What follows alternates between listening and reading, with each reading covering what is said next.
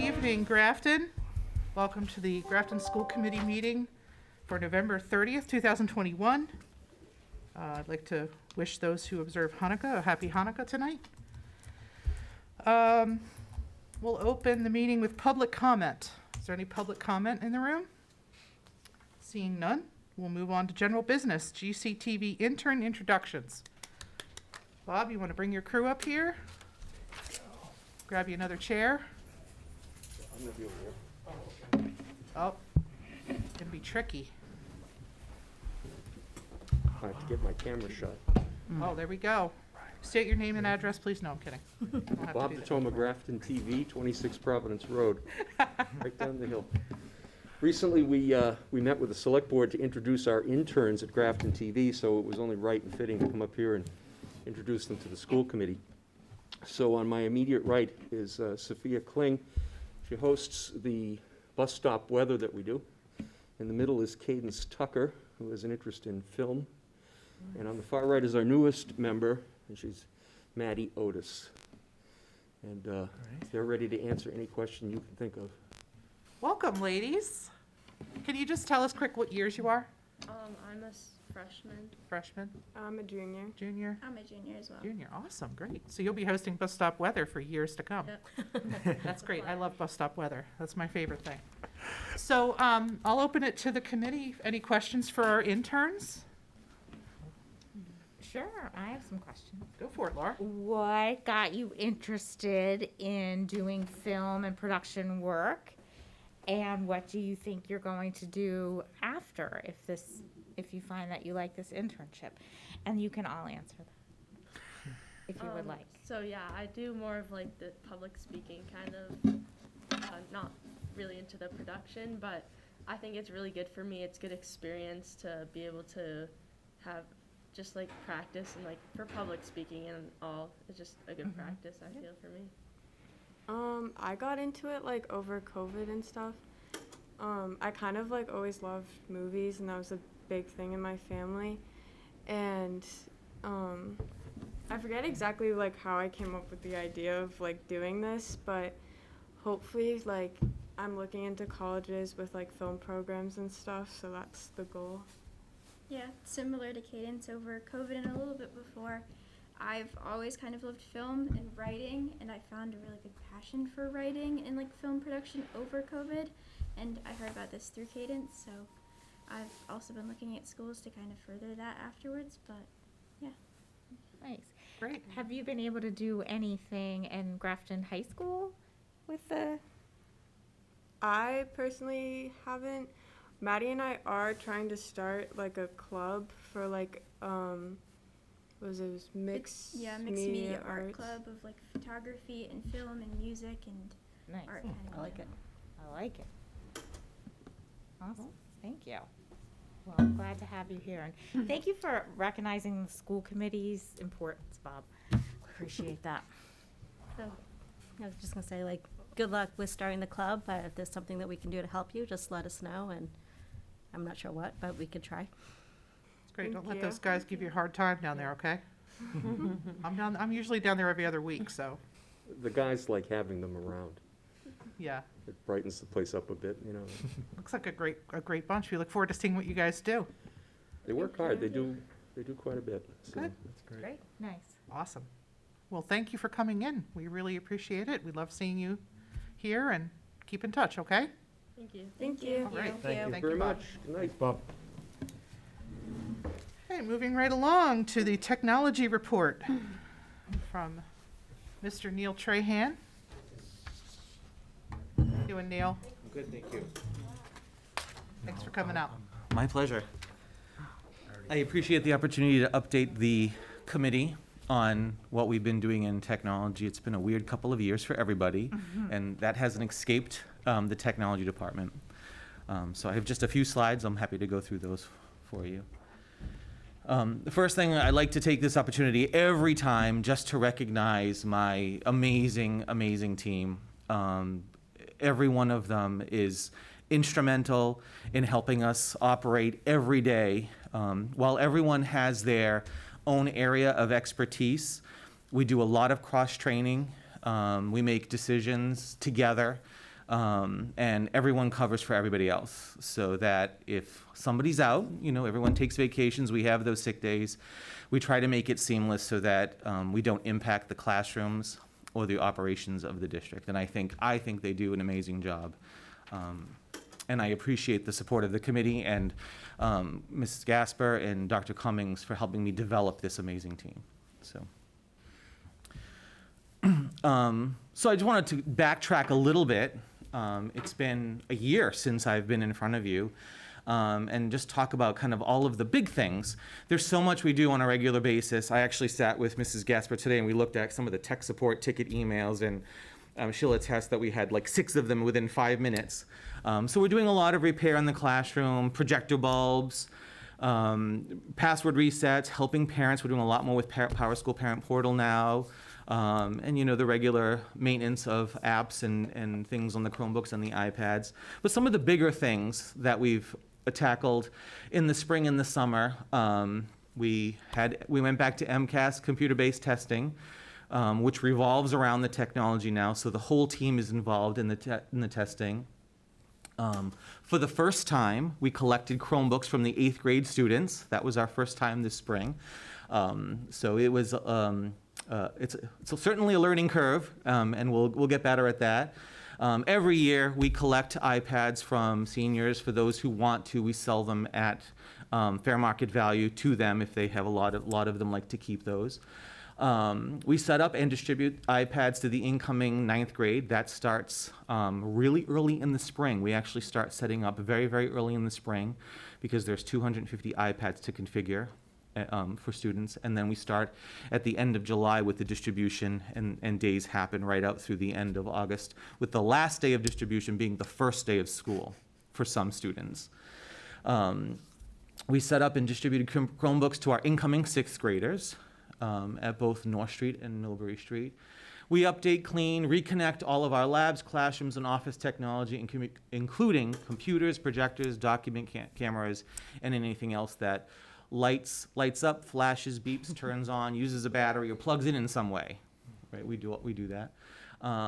One of the things that we do especially at the beginning of the new school year, is set up accounts and devices for new faculty and staff. So as fast as Mrs. Gasper hires people, we try to get those accounts and everything set up so that they're ready on their first day. My department is responsible for the state reporting, so Mrs. Broussard, who manages Power School, does end-of-year reporting. She does it throughout the whole year, but at the end of the year, that's a big one, where she has the student information report, she has SCS, which is student course schedules, EPUMS, which is employees, SSDR, which is reporting discipline to the state, and a new one that came up with the pandemic, which is PEBT for benefits for food stamps. In the summer, our registrations uptick. That's all computer-based, now web-based. So we do new student registration, and then we send out information to parents to update the demographic information for students. So just some of the big things that take a lot of time in the spring and the summer for us. This summer, we also increased our internet bandwidth. So last year, during the E-rate process, we received funding from the federal government. It's through a program called E-rate, and we're at a reimbursement rate of about 40%, depending on the service. But last year, we went out to bid again for our internet, and as we try to keep up with trends and needs, we increased our internet bandwidth, and that required us to put in some new equipment at the high school. But we are ready for whatever comes our way as we move forward. I haven't heard of major issues with our internet in the past, but we want to make sure that we are prepared and that we continue with the need. As you know, Google Meets hasn't gone away. We're still using that. We're using that for parent-teacher conferences. We will rely a lot more on internet as we increase, use of videos and other technologies. So we started that contract in FY22. So this summer, we implemented that upgrade. So that happened. I'll come back to internet in a little bit as I get to the end of my presentation. A huge project this summer, one that actually kept me up at night, and I'm sure Dr. Cummings was sick of me talking about, was Mrs. Gass was like, yep, he was. Yeah. Was the replacement of the core of our infrastructure at the high school. So the high school is now 10 plus years old. And all of the technology that was, kind of built into the high school is aging. And one of the things that you don't want to have die is the core switch. This is where really the hub or the heart of our entire network. That core switch not only feeds all of the classrooms in the high school, but then directly feeds all of the other buildings. We did go through E-rate for that. So the total cost of the project was about $65,000, but our E-rate funding covered 27 of that. So we only had to cover the delta there for that. We also took the opportunity to use E-rate funding to replace our 6-year-old firewall and our content filter, which was becoming end of life as well at 3 years. So we replaced it with one device, two physical appliances with one appliance, and went through E-rate for that as well. So that happened at the same time. We had a little bit of a shutdown at the beginning of August, and we were relatively successful with that transition. I was thinking we'd still be having kind of hiccups at this point, but everything is running smoothly, so we're good there. We did introduce some new applications this past school year or expanded on them. One of the things, we increased our use of PowerSchool with Forms Builder. Lou Boudiette is helping us create forms in Forms Builder. She started with the athletics forms for the high school, so we're working on that as we speak. It went live this fall with winter sports registration, and we're currently working on summer and getting the fall up and going as well. Once those forms are built, those will be kind of moved over to the athletics, and they'll be able to sustain and maintain those themselves once we have them built for students. The nice thing about the PowerSchool Forms Builder is those forms are available for parents, students, staff, whoever they are, right within the PowerSchool portal. So if we need a form for a parent, you log into the portal, that form is there. If we need a form for a student, they can log into their portal, and that form is there. We expanded the use of My Schoolbucks. Last spring, we expanded the use of My Schoolbucks, which we already use for lunch, to include preschool tuition. So we started doing preschool tuition through My Schoolbucks. So no cash or checks need to come through the office or anyone's hands, and parents can go right online and pay for their preschool, the tuition right there online. We did that for bus transportation this summer as well. And more recently, we've done that for iPad and Chromebook replacements as well when there's damage that we can't repair and we need to do a replacement. The other thing that we implemented was Clever. Clever is actually a free program for us, but it integrates with almost every other application we use and allows for single sign-on for students. At our younger grades, they actually can use QR codes. So the students hold up a little QR code to the computer, and it logs them into all their applications, and they can navigate around from there. So it saves a lot of time with logging in, but the big thing is rostering. So if you have an application where you have to have separate usernames and passwords, you kind of connect that system with Clever, and the rostering is automatically done within that system for you. So not only does it allow them to log in, but then the students get the access and the licensing that they're entitled to based on the application. One of the things that's coming up this year that I'm kind of excited about is we're going to expand our one-to-one into the 5th grade. We were able to use funding through COVID to buy lots of technology, and we have some devices still on hand, and we're going to be able to expand our one-to-one in the 5th grade with devices staying in the classroom. So as of January 1st, we're going to have that ready for the first of the year. Every 5th grade student will have a device in their classroom that they can use on a one-to-one basis. They'll be housed in carts. There's no intention of them going home. But that will free up the remaining Chromebooks that we have at the 2 elementary buildings, North Street and Millbury Street, for the other grade levels, 2, 3, and 4. Ongoing and coming up, we're supporting a new technology teacher that we have at North Grafton and South Grafton Elementary. I hear nothing but rave reviews about Mrs. Dufault at those buildings. Supporting our new math team with Galileo, with the expanded use of the Envision math program. We did purchase a new CNC machine for the ed tech department this summer, so that's being delivered to us as well. We're currently working with the town to integrate the school's phones and the town's phones. The school uses a phone system called 3CX.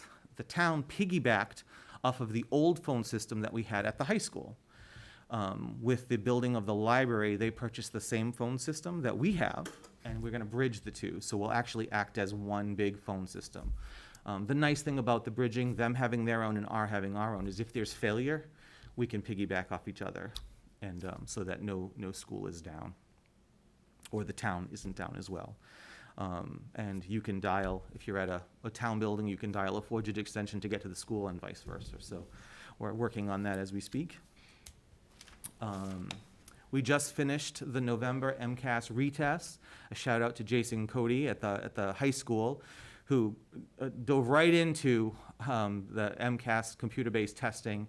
This was the first time that the November retest was done on the computer, but also Mr. Cody's first time kind of leading the charge at MCAS, and he did a fantastic job. So we just finished that.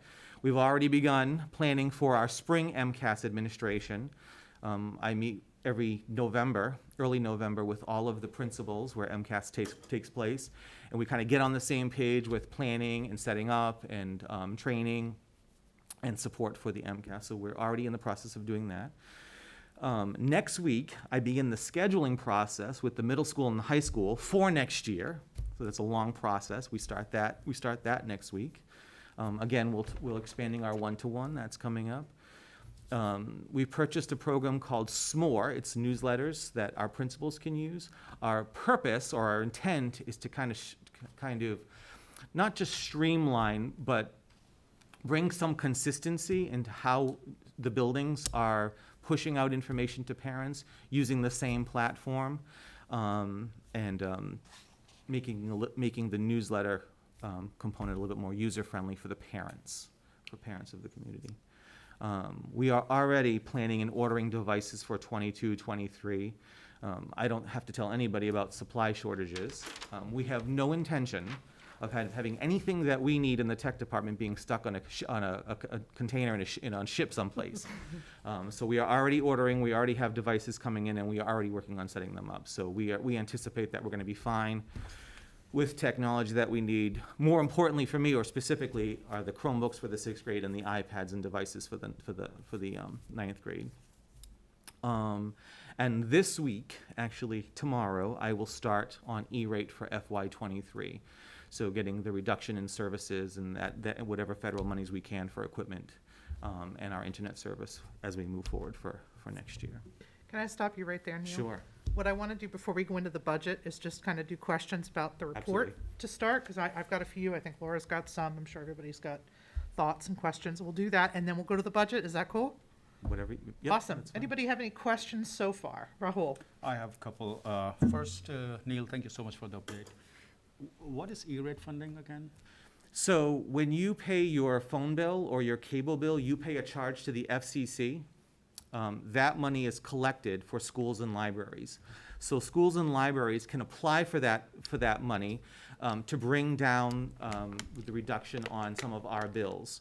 So we can use it towards equipment if it has to do with our network or our internet, and the core switch and the firewall do, so we were able to use it for that. But we also use it for our internet. There was a time where you could use it for phone service. Okay. We're not able to use it for phone services anymore. It's really kind of geared towards the internet and your network infrastructure. I'm curious to see how that expands with some of the infrastructure stuff that's happening right now, and hoping that they'll include in a few other services. Okay. Yep. My second question is about the iPads and Chromebooks. You said some of the iPads can be bought by the students at the fair market value. What happens to those that are not sold? And are you planning to do with the same with the Chromebooks?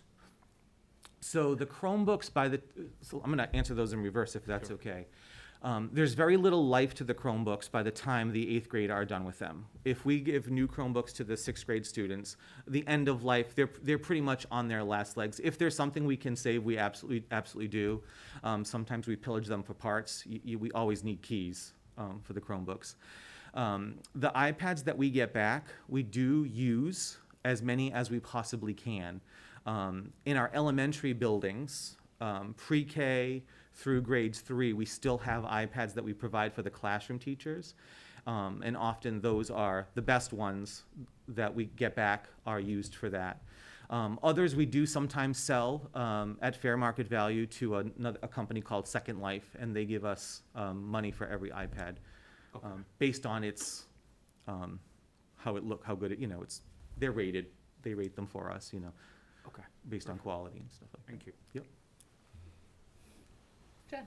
I guess to piggyback off for Holes, like, would you offer it to community to purchase instead? Or too much of a bag to open? So, the only thing I can say, and Dr. Cummins and I have had this conversation before, I've had some bad experiences in the past with doing that. You offer a device, something happens to it the next day, and then people want you to, to kind of, go back and forth. I always kind of say that I'm not into the used, selling used devices. And then sometimes there's an expectation that you're going to support it moving forward. Right. And we have a lot of devices that we already support. So, I've had lots of teachers ask, even when they leave, if they can buy their MacBook, and we just don't do that. So we use as many as we can, and if we can't use them, we sell them to a company called Second Life and get, fair market value for them back. We offer it to students because by that time, there's so much on there. And if they're buying it at fair market value, it benefits the district as well. And then I just want to say, we, at the district that I work at, we use the SMART, and I really like it. Like, I get my Yeah. weekly updates, and I get them from all the principals and superintendent, and it's very seamless. I think, it'll be great here. And then thank you for being proactive about the technology. Thank you. So hopefully, everything's here on time and beat the It will rush. be. So, thank you. I just I have questions about their budget, so I'll hold, but I have a couple comments. Thank you. First of all, I was thinking of how much your job has evolved over the years, how much we've added, obviously, how much went on during the COVID hybrid home learning program. So thank you again, and your team. You're amazing, and how much technology is really integrated with our curriculum, and it's such a big part of what we do at Grafton Public Schools. And I'm really excited to see the 1-to-1 in 5th grade. That's been a long-term goal of mine, and now, we have the 5th, 6th, 7th, and 8th, which I think is phenomenal, and I love that opens up the Chromebooks for the rest of the grades at North and Millbury Street. So, thank you. And I think that was what I had to say. Thank you, Laura. CNC machines? What does that mean? Okay. So now you're going to catch me a little bit. Oh, it's fine. If you don't know, that's totally fine. It's the machine that allows you to connect your design to the computer and actually cuts out the design itself. Okay, so it's a machine. So like it's a machine. machining machine. Yes. Right, right, Okay. right. Yeah, Cool. it's actually a machine, but it's for the tech ed program. And just as a side note, we did use funds that we got back from iPads to buy that Oh, nice. machine. Yeah. So Cool, that's- great. I know we've been trying to grow the manufacturing program. The demand has been increasing again, so that's great to hear that we have a piece of equipment like that. So when the phones go down, is that, because it's happened a couple of times where we've got like an email from a principal saying, Millbury Street phones are down or high school phones are down. Can you explain, do you know what's going on with that? Is that something that's going to be strengthened by this bridge, or is it unrelated? So when the phones go down, there could be any number of reasons that the phones go down, right? So in every building, we have a number of switch closets. So I showed you that big core switch that we have. That lives at the high school, and that feeds all of the high school classrooms. Or the other switch closets which have other devices. But in every building, there are little closets. And if a piece of machinery goes down, the phones are connected to that. Okay. So it could be the lines. We have lots of problems with Verizon. It could be, we've had the phones go down because a telephone, there was an accident in town and the internet goes down, and therefore it's part of our network. So sometimes the phones are dependent on the internet or the network itself. There could be any number of reasons that the phones go down. One of the things that we're trying to do is mitigate that through a couple of measures. The bridge with the town, the phones have a server. There's actually a server that we have in the high school that runs the phone application, which is called 3CX. The bridge with the town will allow us, if that ever fails, to immediately cut over and use theirs. That's a piece of equipment that needs to be replaced, and while it's easy to do, it's still down. Even if it only takes us 4 hours to get it back up and running again, that's 4 hours in the middle of the day that we don't want to have phones, that we don't want to not have phones. So there could be any number of reasons that the phone goes down. It's hard to say without a specific incident. Okay. I didn't know if we were being attacked or maybe Yeah, we we were haven't at some point. we haven't had any issues with attacks on the phones. Thank you. Knock on wood. We're not going to give anybody ideas. The first out thing there. I'll do tomorrow is walk into Jay's office and say, "Guess what?" Nobody's watching this meeting, Neil. It's fine. It won't be tomorrow. It'll be next week. Next week, yeah. I have one more question, and no, I don't really have a question. No, I wanted to say I'm super excited also about the 5th grade, the Chromebooks. I think that's great. I'm curious to see kind of what the impact of the technology teacher will be, how that curriculum is going to change, because those kids are going to need they're going to get the advantage of getting help learning how to use those Chromebooks, whereas I feel like because of the pandemic, we had so many kids that were just thrown into suddenly having to use a Chromebook for the first time with no preparation whatsoever. So I'm going to be curious to see kind of the results of that. And I'm just so impressed with you and your team and how prepared you've been and how, the nurses have been the heroes of this whole thing, but so have you guys. Thank you. We were in a much better position than a lot of districts throughout this pandemic, and I just want to say thank you so much. Thank you to your team. Yeah, really impressive, Neil. Thank you. I appreciate that. Okay, you can talk about the budget now. Now what do you want? So my budget is fairly the same every year. There's certain things that we buy every year. There's software that we buy every year. Dr. Cummings has that's included in probably the general budget. What changes is what are we replacing? One of the things that I have to do is kind of look ahead and plan ahead at, where things are, what have we had trouble with, and what don't we want to fail in the middle of the school year. We were lucky in some ways, that everything has a silver lining, right? And for the technology department, the silver lining to the pandemic was a lot of this COVID money that we were able to get and use specifically for technology. That set us up in a good way, to be able to purchase Chromebooks for the 6th grade, purchase new devices for the teachers, right? The teachers are jumping up and down still that they've got, receiving MacBooks. So it set us up in a good way there.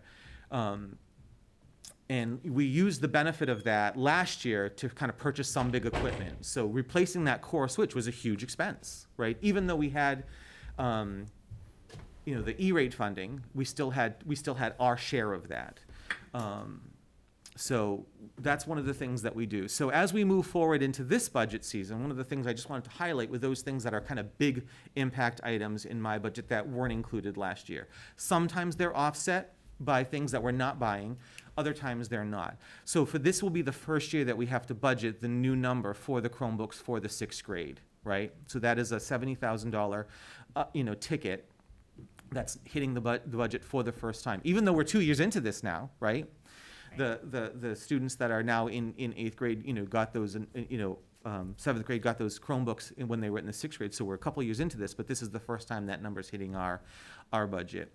One of the things that we're looking to replace at the high school, and the number is still in flux, we've had lots of quotes and we keep coming down, but is the TriCaster at the TV production studio. And Amy, in anticipation of the question as to what the TriCaster does, I made sure I knew that answer. So do you want to ask me that question now so we can? I know what it is, but you can tell everybody else. Okay. So the TriCaster allows us to take in feed from multiple cameras and edit the video and add in text and other things. So that's at the TV production studio. Again, lots of equipment at the high school that was built and put in when the high school was put in. Another big budget item is our DDoS mitigation services. You may remember, I remember like it was yesterday, about this time last year, we started to have network issues. And I remember clearly walking into Dr. Cummings' office the first time and said, we have network issues. And I actually said to him at first, I said, I think we might be being attacked. And then it resolved itself. We reset some equipment, that stopped, but it kept happening repeated times. So now we have to do some forensic auditing here, right, to kind of see what's happening. Sure enough, we were being attacked. There's no way for us to tell where those attacks are coming from. I think at the time, Dr. Cummings sent out a great article about school districts being hit with those DDoS attacks. The only thing we can do is purchase mitigation services through our internet provider. We did that at the time. At the cost of the service really is dependent on the speed of your internet or your bandwidth. With our new contract that given that we're doubling our speed, the cost is doubling. So last year when I negotiated our new internet contract, I also negotiated our DDoS service. We got it free this year. That was part of the negotiation. My hope was that E-rate would start to cover that, and I'm still hopeful that that may be the case. At this point, I don't know, so I do need to put that in the budget. So this is actually year 2. It's in the budget here, but it's actually year 2 of a 3-year contract. Year 1 was free. I'm hoping that we'll be able to, use E-rate funding for it. Last year, we've been using Boardmaker online for a number of years for our special education students. It's picture symbols. Last year, because of issues that they had with their service, they gave us the service for free, so that I have to put that number back in my budget, so that's $7,900. Been having conversations with the high school, Mr. Carney, and the guidance department about bringing back some online courses and using Edgenuity, which we used at the high school during the pandemic, for credit recovery, for summer programming. We seem to like that program. It worked well for our students, self-paced, self-directed, with some support. So I'll be actually having a meeting tomorrow with Karen Millet, who ran that for us, and the company to see what they can provide us. But we did put a placeholder in there of $20,000 for Edgenuity. As we take in more devices, we have to make sure that we're filtering content on those devices. So there is a $10,000 number there for licenses to filter the new Chromebooks that we're getting for the 6th grade. When I initially purchased the Lightspeed filter that I just replaced this summer, 3 years ago, we added in a few thousand licenses of the content filter. So we're still working off that, but now I have to add that in our budget. And Sophos is our antivirus, and that is a 3-year contract, so it doesn't come up every year in the budget, but we buy a 3-year license for Sophos. So those are the big budget items for this year that maybe weren't included in last year's budget. Okay. Laura? All right, thank you. I feel like this is fairly reasonable budget, a request from IT, so thank you. I have a couple, I guess. First of all, have you seen an increase in pricing on some of the equipment based kind of on shortages and the manufacturing shortages? Have you seen that yet? Nope. So we really didn't have to order a lot this year because of the money that we had from COVID. I didn't need to order this year. I didn't need to order teacher devices. I didn't need to order desktops. We had the iPads already. And as I'm placing the orders for next year, the pricing is the same at this point. Okay, At good. this point, yeah. Everything that we've ordered, as far as the Chromebooks, are in stock, and Apple's prices are pretty much set. They don't fluctuate, and there's no huge discount, Yeah. for us. Yeah, I know. Do you, I think my concern, and I'm not sure, it's not really on you, but what do we do? So we were kind of given them extra money, and then moving forward, how are we going to be able to maintain with our extra devices and all of that? And is that something, I feel like just, I want to think about it long-term. Sure. And I mean, that's a larger question for the larger budget. So, but so, it's- so one of the things that we did do during the pandemic was we did hire a new staff member. So we Right. have kind of our assistant mobile device manager, Paul. So if anybody has a student in the 6th grade, 7th grade, or 8th grade and has had a issue with the Chromebook, he has jumped on that. He's wonderful. He was somebody that we hired during COVID that we've kept on Yeah. because we have those added devices. I want to tell you, Laura, that that's a conversation I have with Dr. Cummings and Mrs. Like all the time, Yeah. like not biting. I want to do what we do well, Right. and be very, very cautious about. We have that conversation when we talk about programs that people want. Right. You know, how are we going to support this? You know, what's the the true cost of ownership for something? It's not just funding the application, but funding the support and everything that goes behind it, right? Yeah, and I'm always mindful, I want to keep moving forward. I don't like when we have to get set back when we're making progress in the district, so Right, I right. think just something, I am 100% confident with the staff that we have now, with the level of experience that they have doing what they do. Mr. Mitchell, Paul Mitchell, who was our newest hire, has now been with us for a year, has mastered the art of working with middle schoolers and Chromebooks, and the cross-training we do, that we are well poised to handle what we already have in place and what we're bringing on this year. And I would have already had that conversation had Dr. Cummings would know that right away if I didn't think that we could handle that. Yeah. of course. Thank you. Liz? So how did the 5th grade Chromebooks fit into this? Because we have the budget 70,000 for the incoming 6th grade, but Right. you had mentioned funding Correct. incoming 5th graders Yep. as well, So, right? so the 5th grade Chromebooks that we're using, we already have. You're just utilizing what's already there. We already have. So what happened Okay. during the pandemic, we had several hundred devices already in North Street and Millbury Street. Yep. Those went out. We pillaged the carts that we have. You've probably seen the carts in the schools, right? They used to Absolutely. call them, cows, right? Computers on wheels, right? We pillaged those, and those are the devices that we sent out to families. Some people received iPads, some received Chromebooks.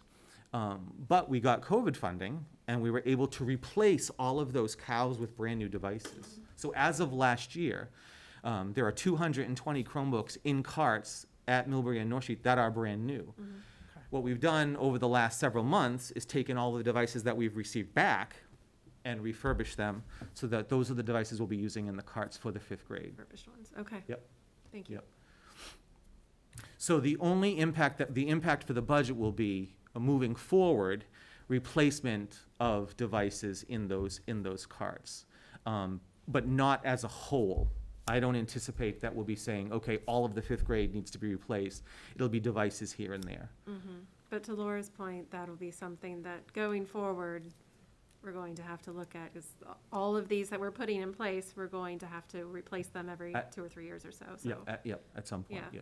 I don't anticipate us having any impact for at least another 2 years. I think we have enough that we can keep things running smoothly for another 2 years. Okay. I was just going to ask real quickly, do you think that if the devices are staying at school, does that extend It their does. lifespan? It Okay. does, yeah.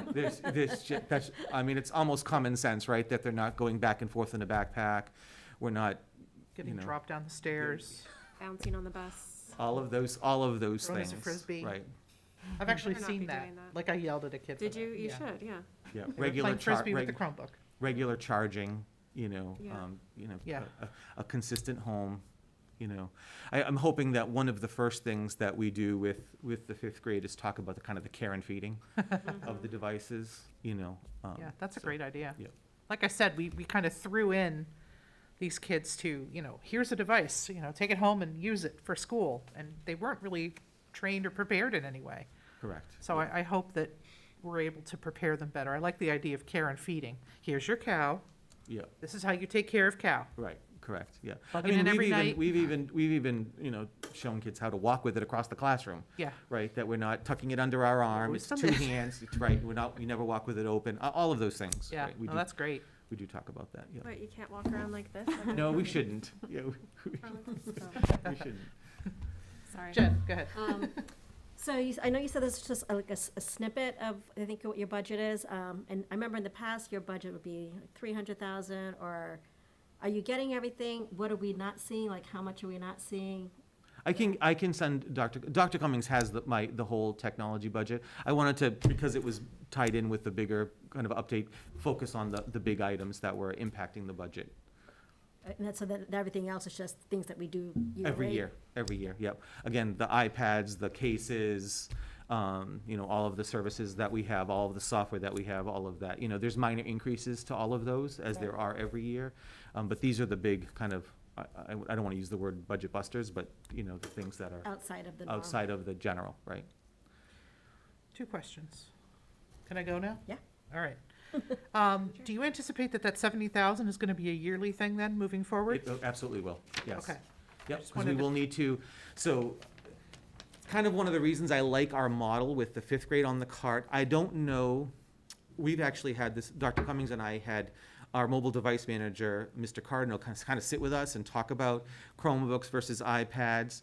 We get 4 years out of the iPads, but we have very little issue with the iPads overall. I mean, you know, I think Mr. Cardinal said, you know, out of 1,200 iPads that he set up since he's been here, he's maybe had 1 that's not worked out of the box.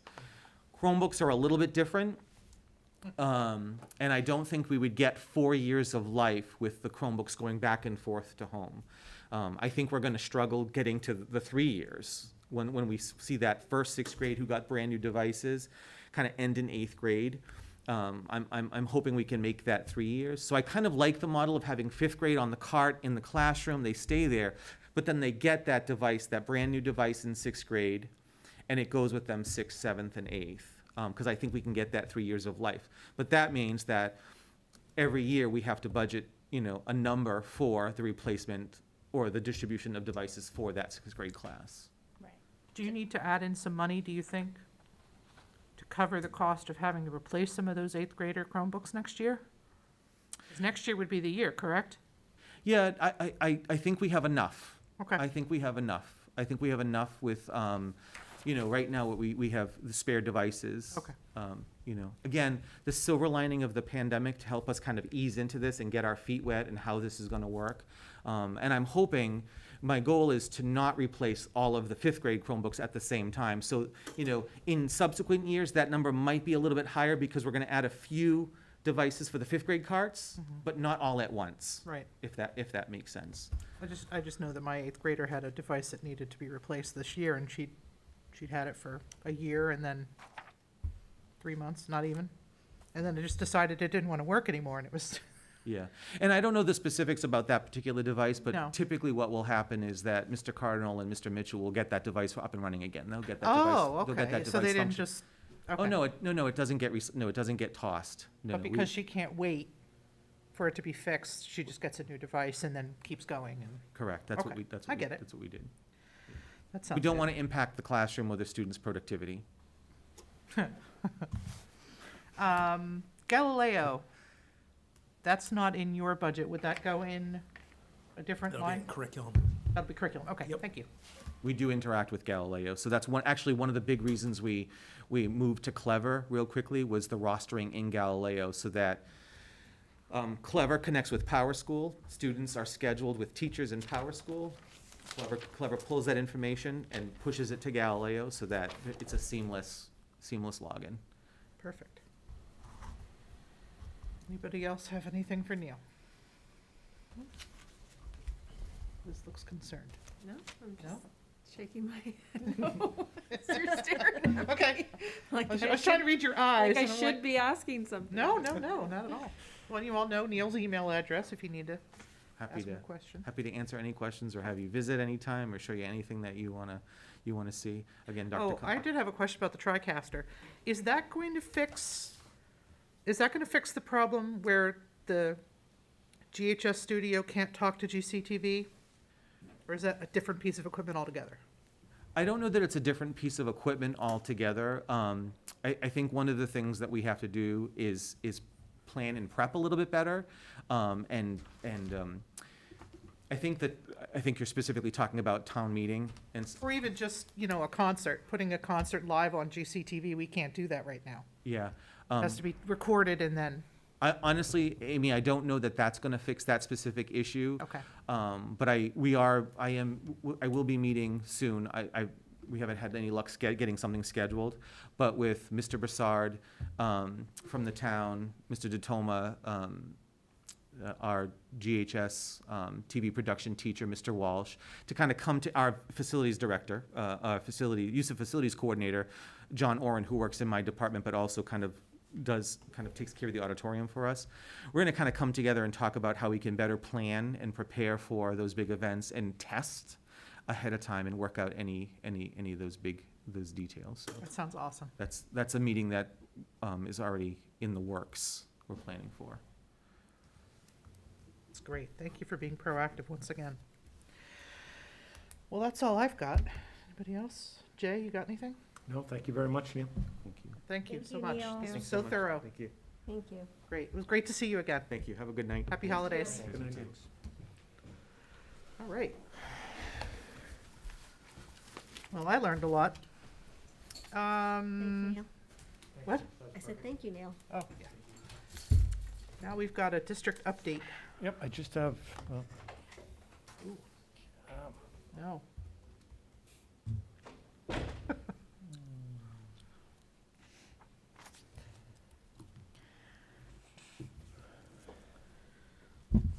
all right, I just have a few slides. Kristen and I have been getting to the schools just about every day. Today we were at Millbury Street Elementary and the middle school. And we were talking, as we do all day, about there are so many great things going on in the district, and I feel it's just the way it is. But I spend most of my time talking about it's going to be budget, but COVID has been like number one. So I'm going to try to do a better job of highlighting in newsletters and certainly here many of the great things. These were just some kids doing a great fall kind of activity. I think that was over at North Street the other day. We had, our athletic teams did a fantastic job, every single one of them in the fall. Football team obviously just wrapped up their fantastic season. We had the pep band accompanying them. Every sport just did a fantastic job in a difficult fall.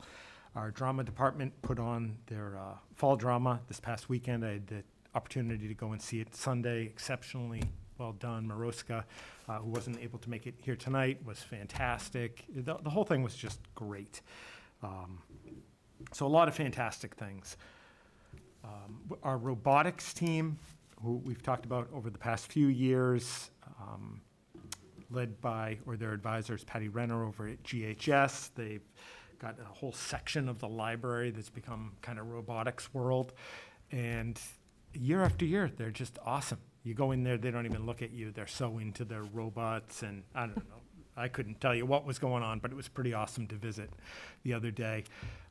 We have 3 teams, an A, B, and C team. This is the A team. They had a contest, I think it was 2 weekends ago, in maybe Framingham. It was in Mass, I believe. And anyhow, they did exceptionally well, and they qualified for the U.S. Open that's going to be in Iowa during March. So just very, very exciting Road stuff. trip. Yeah. Liz Just can awesome. get us there. Let's go to Iowa. Oh, not that far. 12 hours max. Today, when we were over at Millbury Street Elementary School, we had, this is Ray Lynn, second grader. She was the principal for the day. Talk about a firecracker. Holy smokes. We met with her and basically got interrogated for 15 minutes with a list of demands.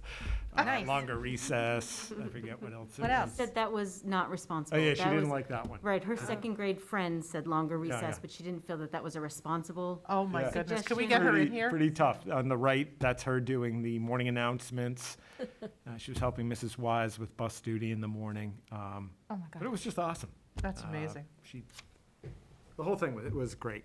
Mrs. Stockland is undoubtedly probably sleeping right now. I mean, it was exhausting. Is she coming back tomorrow? Because she looks very capable. Yeah, oh yeah, she'd take Principal for right the over. week. We've got NHS Induction tomorrow night. Our DECA Business Club attended a competition in Boston 2 weekends ago. So just so much like great stuff going on. At the middle school, the staff there ran 2 community building exercises or activities, embracing differences, and a Brave Space program. So just so much, and that was just really today of things we saw and talked about. So I'm going to try to do a better job of sharing those things, but a lot of great stuff going on. So back to COVID. Thankfully, we had basically a 3-week increase in cases at Millbury Street Elementary School, which was certainly concerning. On the positive side, we only had 1 instance of possible in-school transmission in all that time. A lot of families were getting it.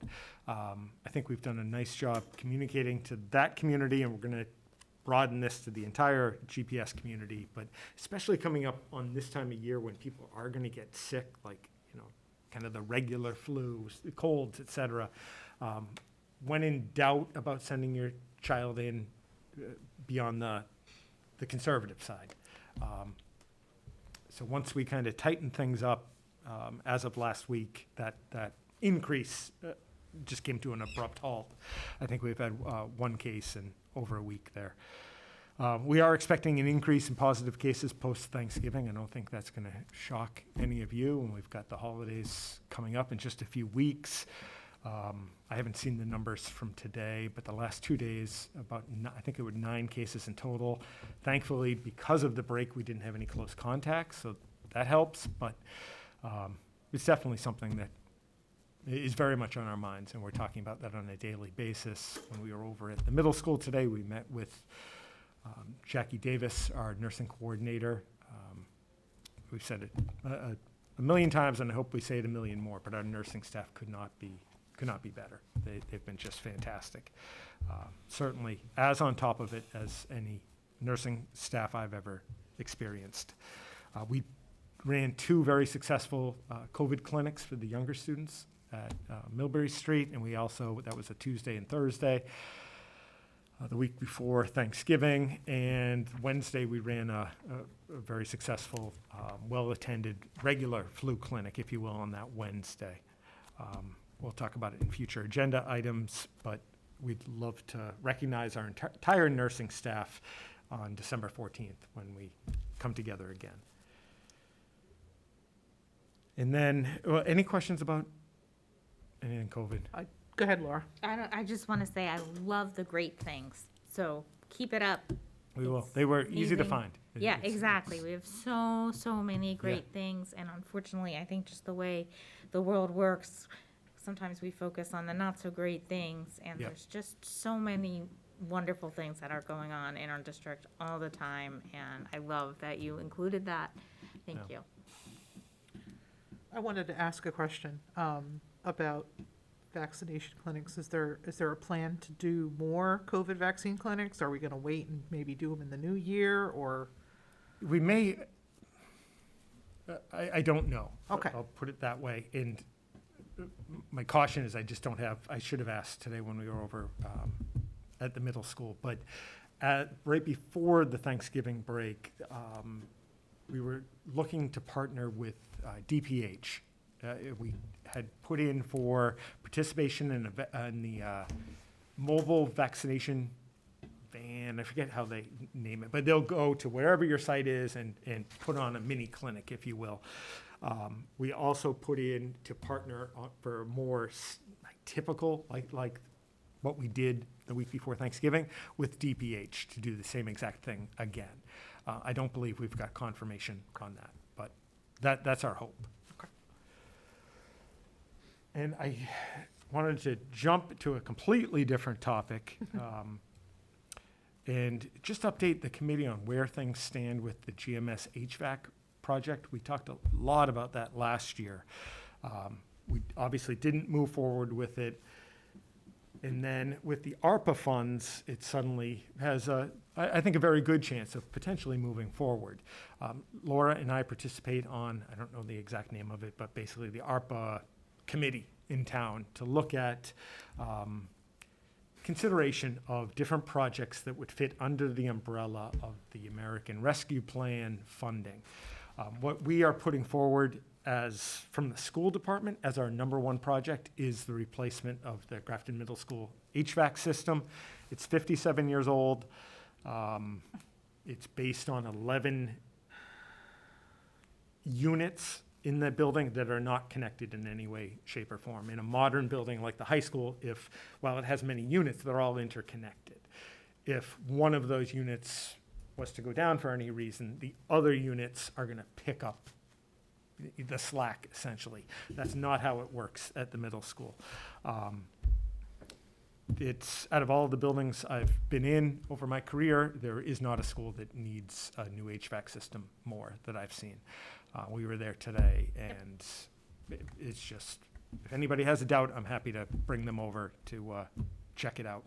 So if we are able to secure the funding through ARPA funds, and again, ARPA funds are primarily, they're all dedicated to projects, but HVAC is at the very top of that list. So this would be a fantastic thing for the schools.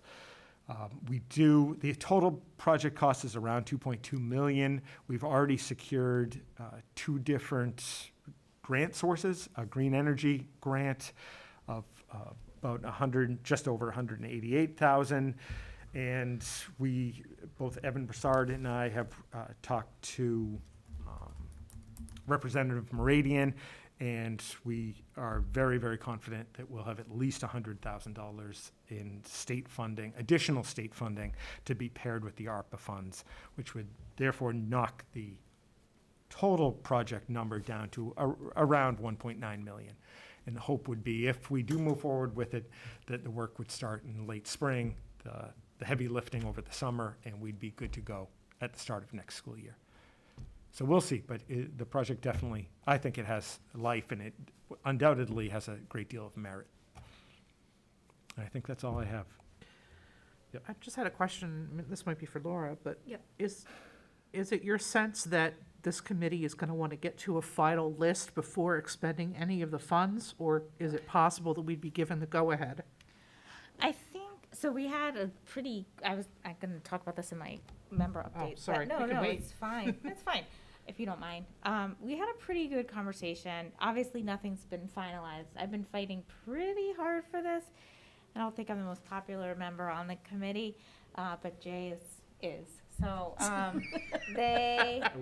Good cop, bad cop? I guess, I don't know. I really want this. I explained to the committee, if we don't get this, we're gonna have to go to the town and ask for it, and it's gonna have to be bonded and raise people's taxes, so. Yeah. And they got it. I mean, there's definitely some advocates also besides me for this. So obviously, nothing has been decided, but Evan did a great job of explaining as well that we need to get this in the summer, and we're gonna get a total of 5.5 million. So we were kind of like, if the schools get this, we'll support other initiatives and everything. Because there's a lot of competing, but people did seem to really get it. So I got a good sense that. Me too. And we are gonna talk about bringing some things out to the community to sign on, but things maybe like the HVAC, we're just gonna maybe make that decision because while it's not the most exciting thing, it's needed. It's So needed, and it's exactly what Yeah. ARPA is And I for. do feel like if we spend this money on something else and then go to the town asking to bond, we're gonna be, I mean, that's just Yeah. completely misusing funds, I believe. So I felt pretty good about it, and I have been really obnoxious about it. I have, even for me, extra obnoxious about it, because it's hard. It's been on our It's list been on our list as for long so as I've been long. here, so. It's so expensive.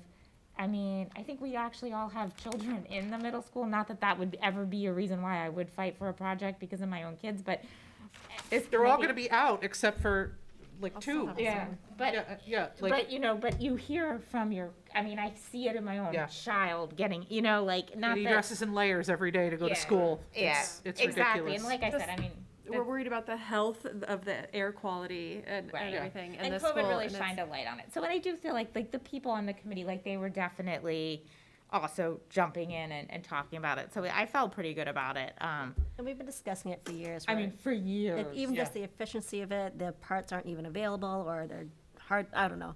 Yeah, it's just, it's simple. not, Yeah. I mean, I hate to, Is there anyone on the committee who seemed to be objecting to it, who maybe we could write a letter to? I mean, individually, or just You don't need to keep call pushing? anyone out. No, I'm There just saying, yet. don't say generally, but, or do you think that, I think we'll be okay. you think we'll be okay? It seems like such a no-brainer because HVAC is one of the things that's called right out in the purpose. Yeah, it says, Like- it's the price tag, but when you talk about it to them, like, we have this kind of a gift of money. I mean, granted, it's our tax, but it's this money that it's a gift. I mean, we won't see this on my term, on the committee again.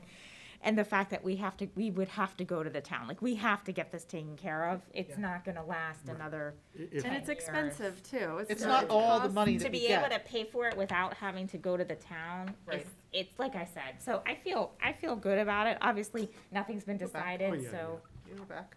Oh, yeah. I don't want to, I can't, nothing has been decided. I want to speak outside of term from the committee, Oh, you but went to a different slide. Oh, Okay. no, that's fine. I just wanted to see the amount. Yeah, like we're getting like $5 million. So right, 5.5. 5.5 we're million. not asking for all or even most.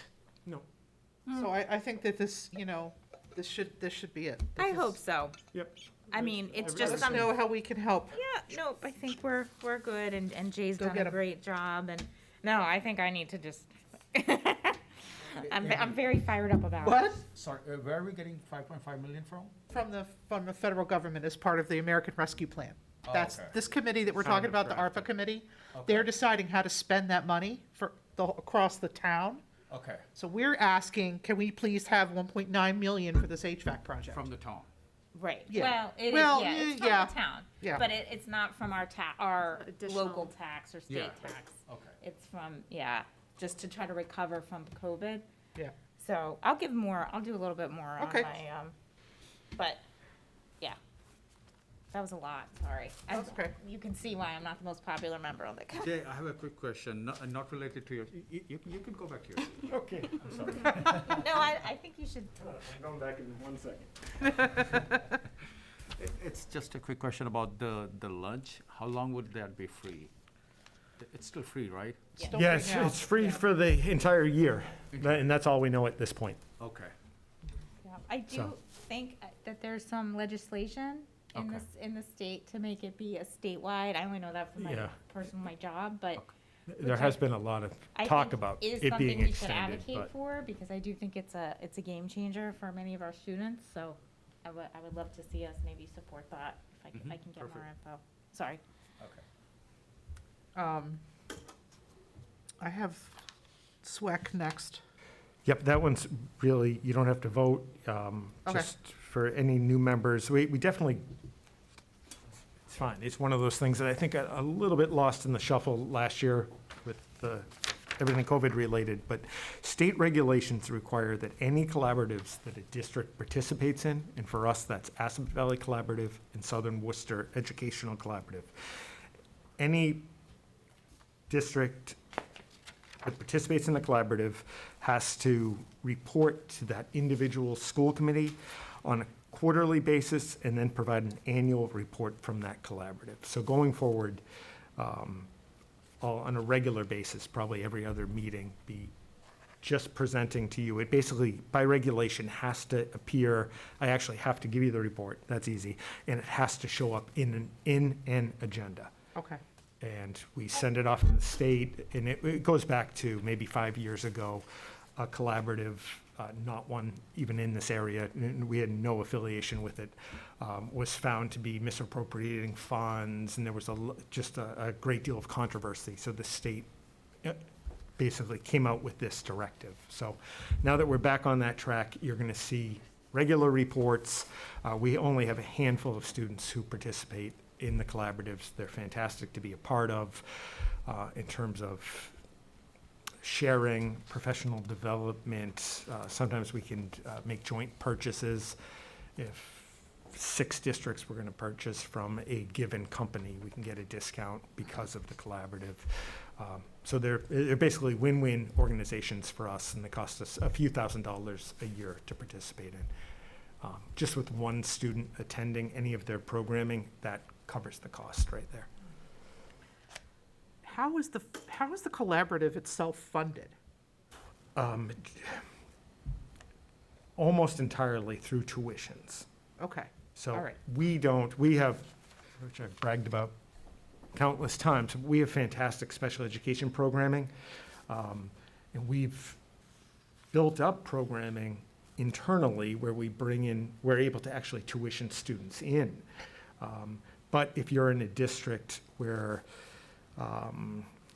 especially with any kind of low incidence special needs, where if we would have a class of 1 or 2, we can participate in a collaborative, do that with 13 other districts, and suddenly you have a class of 8 or 9 students. But that's how they're funded, through the tuitions. Great. Thank you. Anybody have any questions? Just the Aspet Valley one, is that come at a different time? Like, Yeah, they basically, we'll probably get their annual report for the next meeting, and we'll just keep putting them in front of you. Both are fantastic. Arnold is the director Yeah, at Southern I noticed Worcester that. Educational Collaborative. Kathy Cummins runs the Aspet Valley Collaborative, both really fantastic. They're considered, those two collaboratives are exceptional. Great. Well, they sound like a great resource.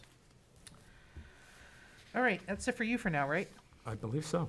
Okay. We'll go into future agenda schedule planning. So if you look at our school committee calendar, we made a couple changes tonight. We're gonna move CPAC to January. They apologize, they had a COVID close contact situation. Just coming out of quarantine today, so they opted not to attend tonight. We'll ask them to come in January because we're gonna move Tony to December 14th. So now December 14th will be FY23 budget, literacy programming report, and Tony. And then January 11th, hopefully, will be CPAC, along with Joanne and Steve, and the FY22 budget update. Okay. Does anybody else have any? I know Tuesday the 14th is the same night as the chorus concert, so Moroska will not be here. Are you sure it's the 14th? Yeah, I confirmed. You did. Just in GMS chorus are that night, and I the had it band is written the down following as the night. 15th. I was That's looking the at They- it. band. They got their wires crossed. No, you're right. Thought there was They had it okay. wrapped around. I got you. Yeah. It's straightened Okay. out now. And I told Laura she is excused at any point in the meeting. Yeah. Um, I'm a maybe. I'm a tentative. I do want to try to think about this, like, for the future. This, I am so, it drives me insane. Well, I think the issue is that and this is the problem with spring too, because I tried to nail them down today on spring. Right. They don't know yet, and I'm like, guys, come on, you gotta Yeah, get this but together. I feel like we could be flexible here. Like, we're 5, we could be flexible. That's what. We could. It's just, it's a little late now to move No, it, now it's too because- late. I get it. I'm just expressing my, I don't know. Well, and as I said, I'm happy to front load the agenda that night Yeah, I know. um, I appreciate it. to put, budget would be first anyway.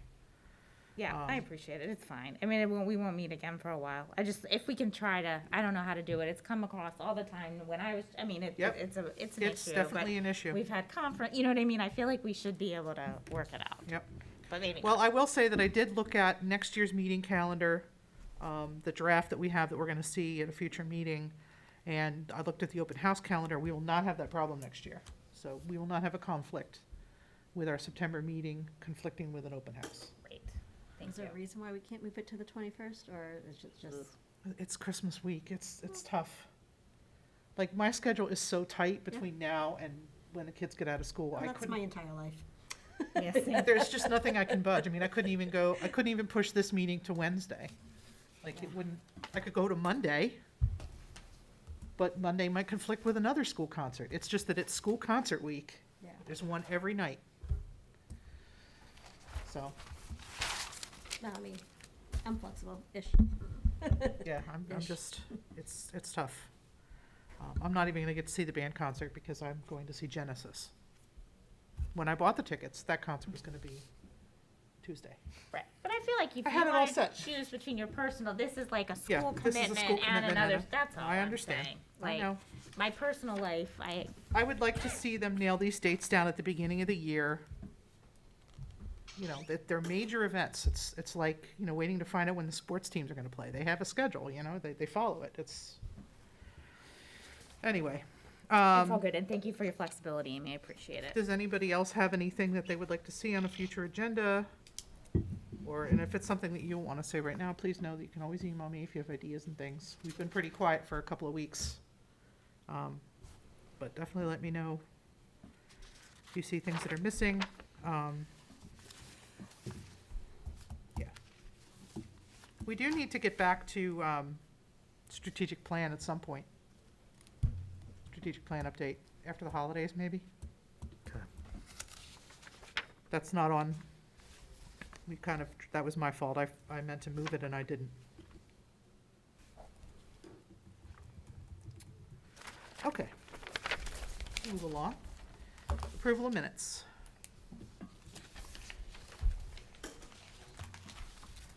I will take a motion. Madam Chair, I move that the school committee accept the October 12th, 2021 meeting minutes as presented. Motion made and seconded. Any discussion? Just one word change. There's, I'm trying to think where it is. It should be word problems. On number 3, it says low percentage of correct answers on questions that involve world problems. Oh, it should be word Yeah. problems. Yeah, multi-part problems and more than Okay, one. occup- bottom of page 1, Jay? Okay. Thank you. Anything else? Hearing none, we'll move to a vote. All those in favor? Aye. Opposed, abstentions, motion carries. Financial report. You have the warrant.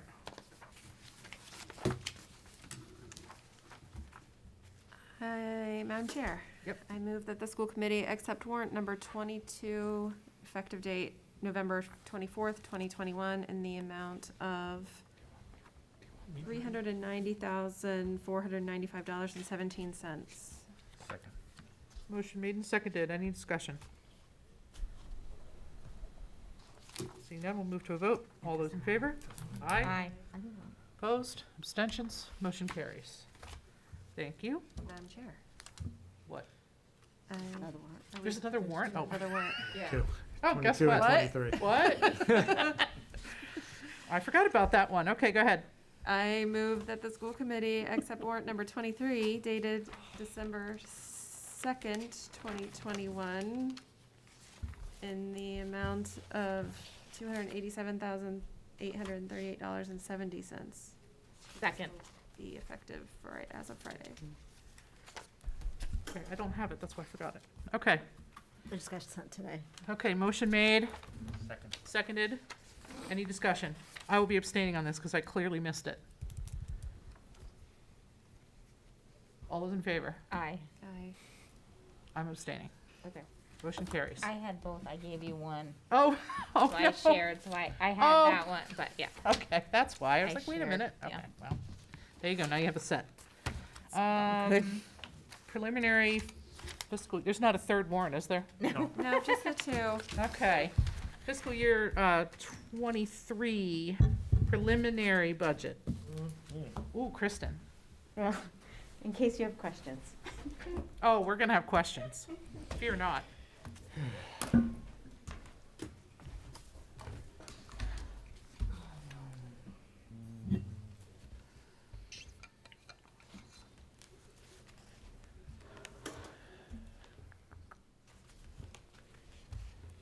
Look at those cute kids Right, yeah, they are cute. It's a doing North- science. North Street Science, yeah. All right, to get us started, I feel pretty good, I think, about our early stages of FY23 budget development. The biggest challenges for us that I anticipate, a big picture, is that the transition from Yep. largely COVID funding to a more traditional annual budget. So that's going to be a big challenge. Never done it before, obviously, but we'll do it and do it well. And then, not in a very positive way, we've got a new TA, new timeline, a lot of new on the municipal side. So that's just going to be different. We're going to have to figure out how we pace that out and how the new process, how it's going to basically work. I do have a meeting set up with Evan, the town administrator, on Thursday to have another follow-up meeting to talk through exactly that. I think all departments, I believe, are shooting to actually have their first cut of their budgets submitted by mid-December. So the fact that we're talking about December 14th, that timing-wise, that works out great. It's those next steps and how everything gets prioritized and fit together that is obviously new to all of us. So I'm going to just quickly, we are going to give a quick overview, talk about continued COVID impact, and talk a little bit to give some perspective where we stand now in comparison to where we thought we would be pre-COVID, when we were just pushing the override to the ballot. And we're not, I mean, we're off, don't get me wrong, but it's not the gap that I would have anticipated. So I take that as a good thing. And I just want to stress that we are very early in the process here.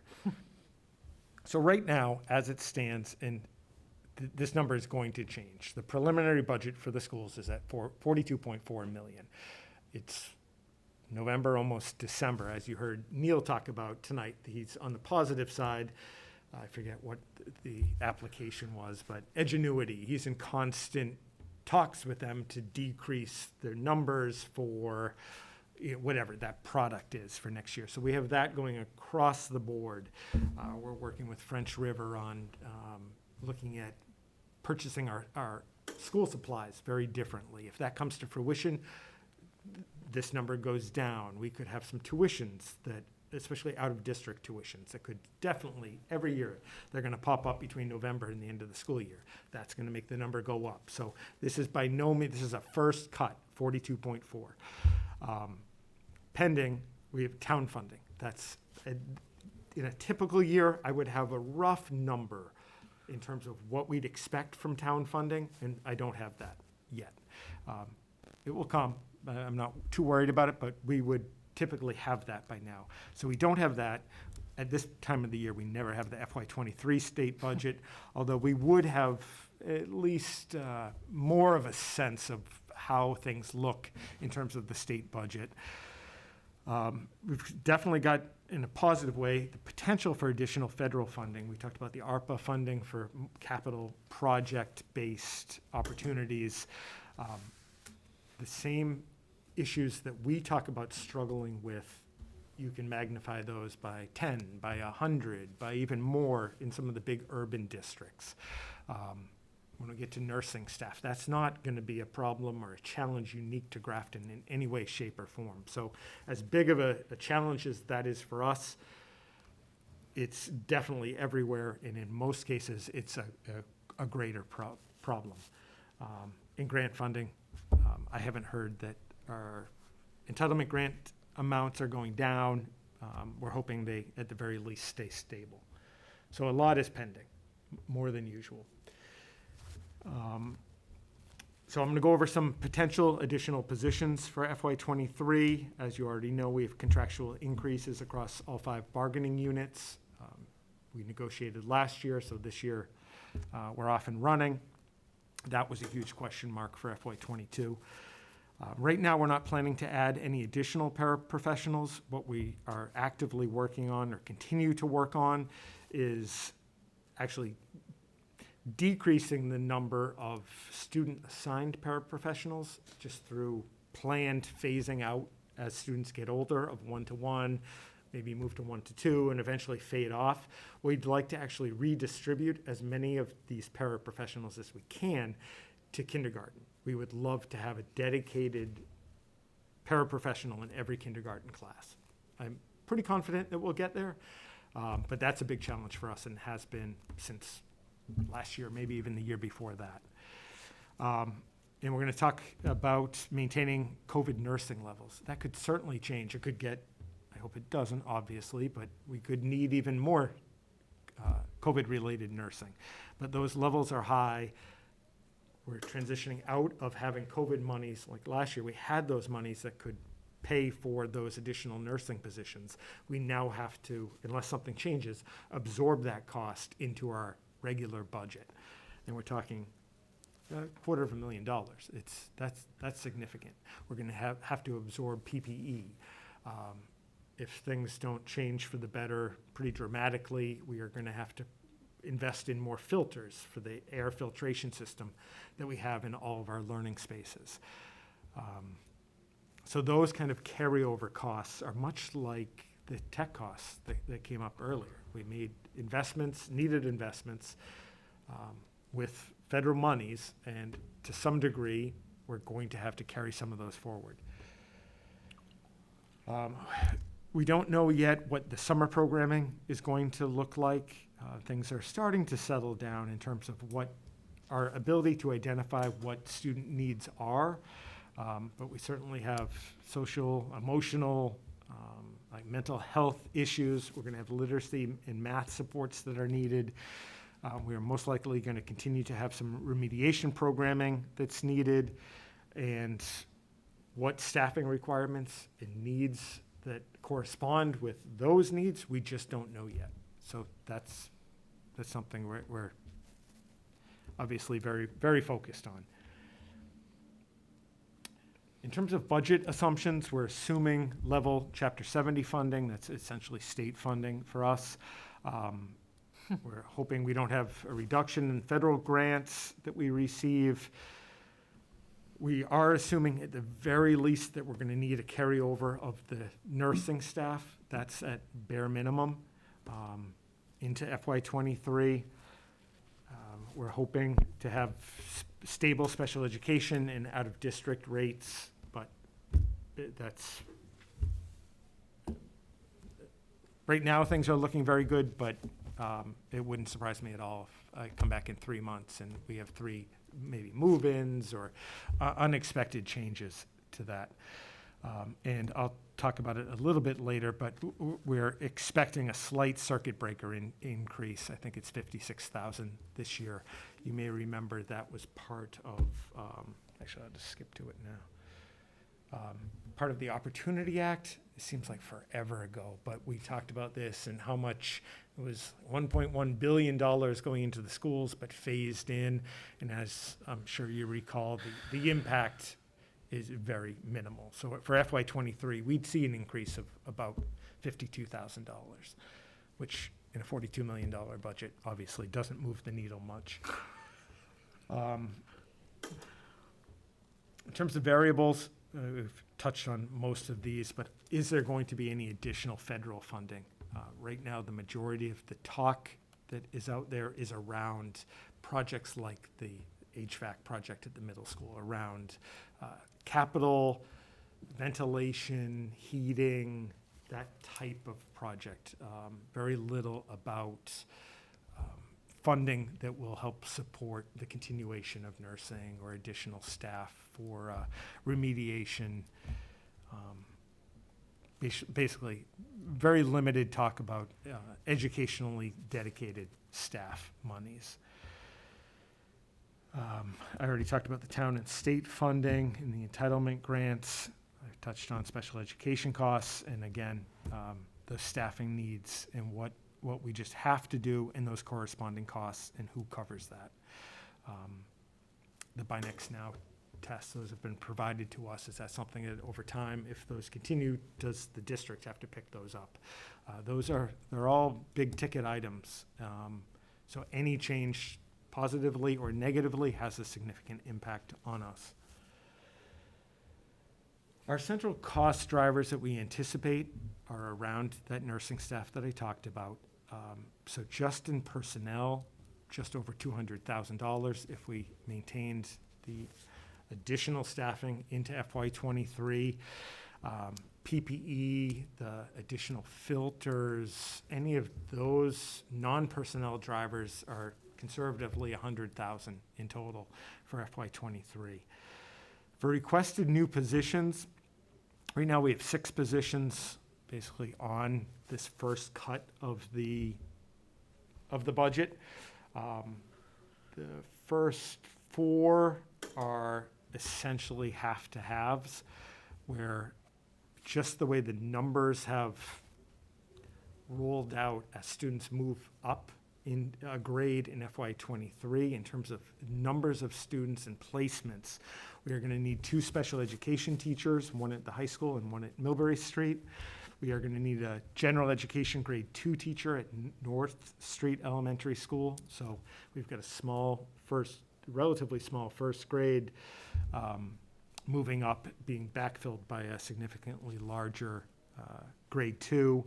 And that's not just a bubble that's been followed. So sometimes we just have a bubble and we can just move staff around and kind of follow that bubble as we go.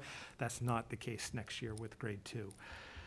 We need a nurse for an intensive special education program. Again, when we have students move, when all the stars align, we don't have to move nursing staff with students as they move.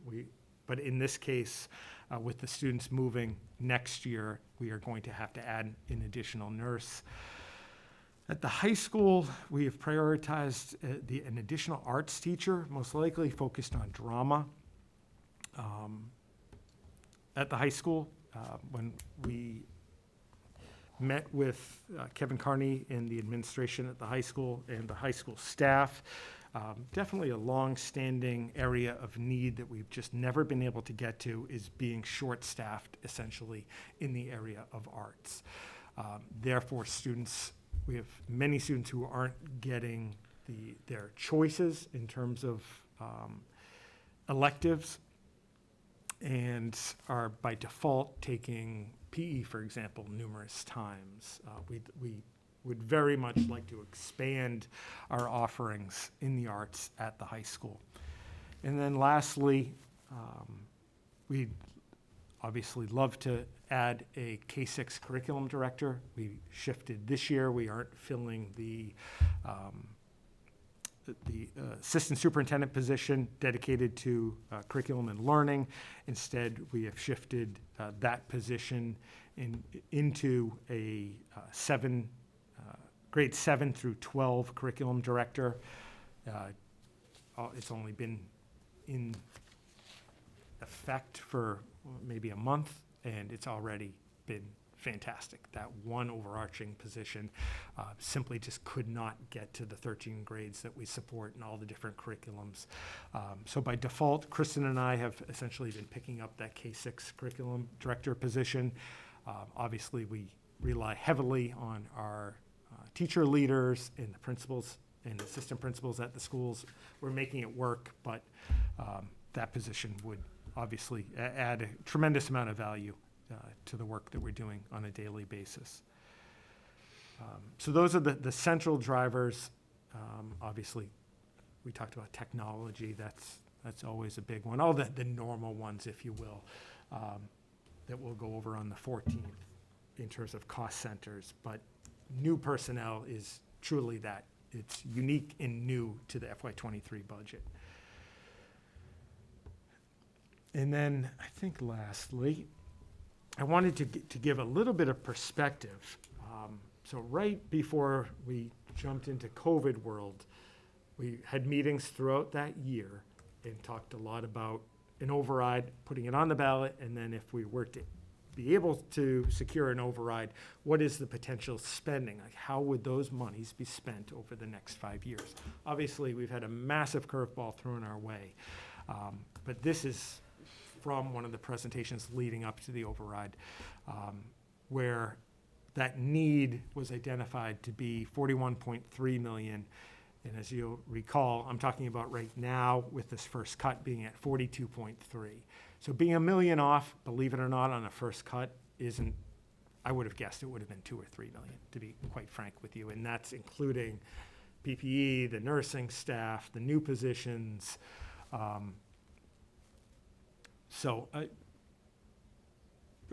we've still got a ton of work to do, and we have a lot of variables that we have to deal with, and most of them aren't within our direct control. But to be a million off of what we predicted pre-COVID is actually pretty positive. What else? Anything else on this? And then I already jumped to this. So our next steps will be to share with you, I know you're used to numerous different documents, but we have basically that line document. I would take that, and I'm working on basically taking the guts, if you will, of our big budget book, where I break down the accounts, so each different account, special education, and give a 2-page summary, but then all of the detail behind that. That's going to be provided from the first draft in the next couple of weeks. I obviously want to meet with Evan Broussard on Thursday and make sure we have the timing right. We are set up to go off of the timing we had for the past decade, but I think that's going to change a little. It's not going to surprise me if Evan collects the first cuts of everybody's draft and then it gets delayed a little bit, waiting to see what happens in terms of funding from outside of the town. I don't see any chance that anything significant will come out before the holidays. I'd be shocked if that happened. I think it's going to be January, February. We typically are a little bit ahead of most districts in terms of budget development. But as time goes on, districts they'll be way short of $1 million. Like, it won't even be close. Considering we don't have a fiscal '22 budget for the state yet. We're still going month to month. You got it. So they're how long behind, can but we wait everybody's going to realistically? be in the same boat. Yeah. I think I would take our boat over 99% of other boats, and we're going to make ours work. Obviously, we would welcome with open arms any additional funding,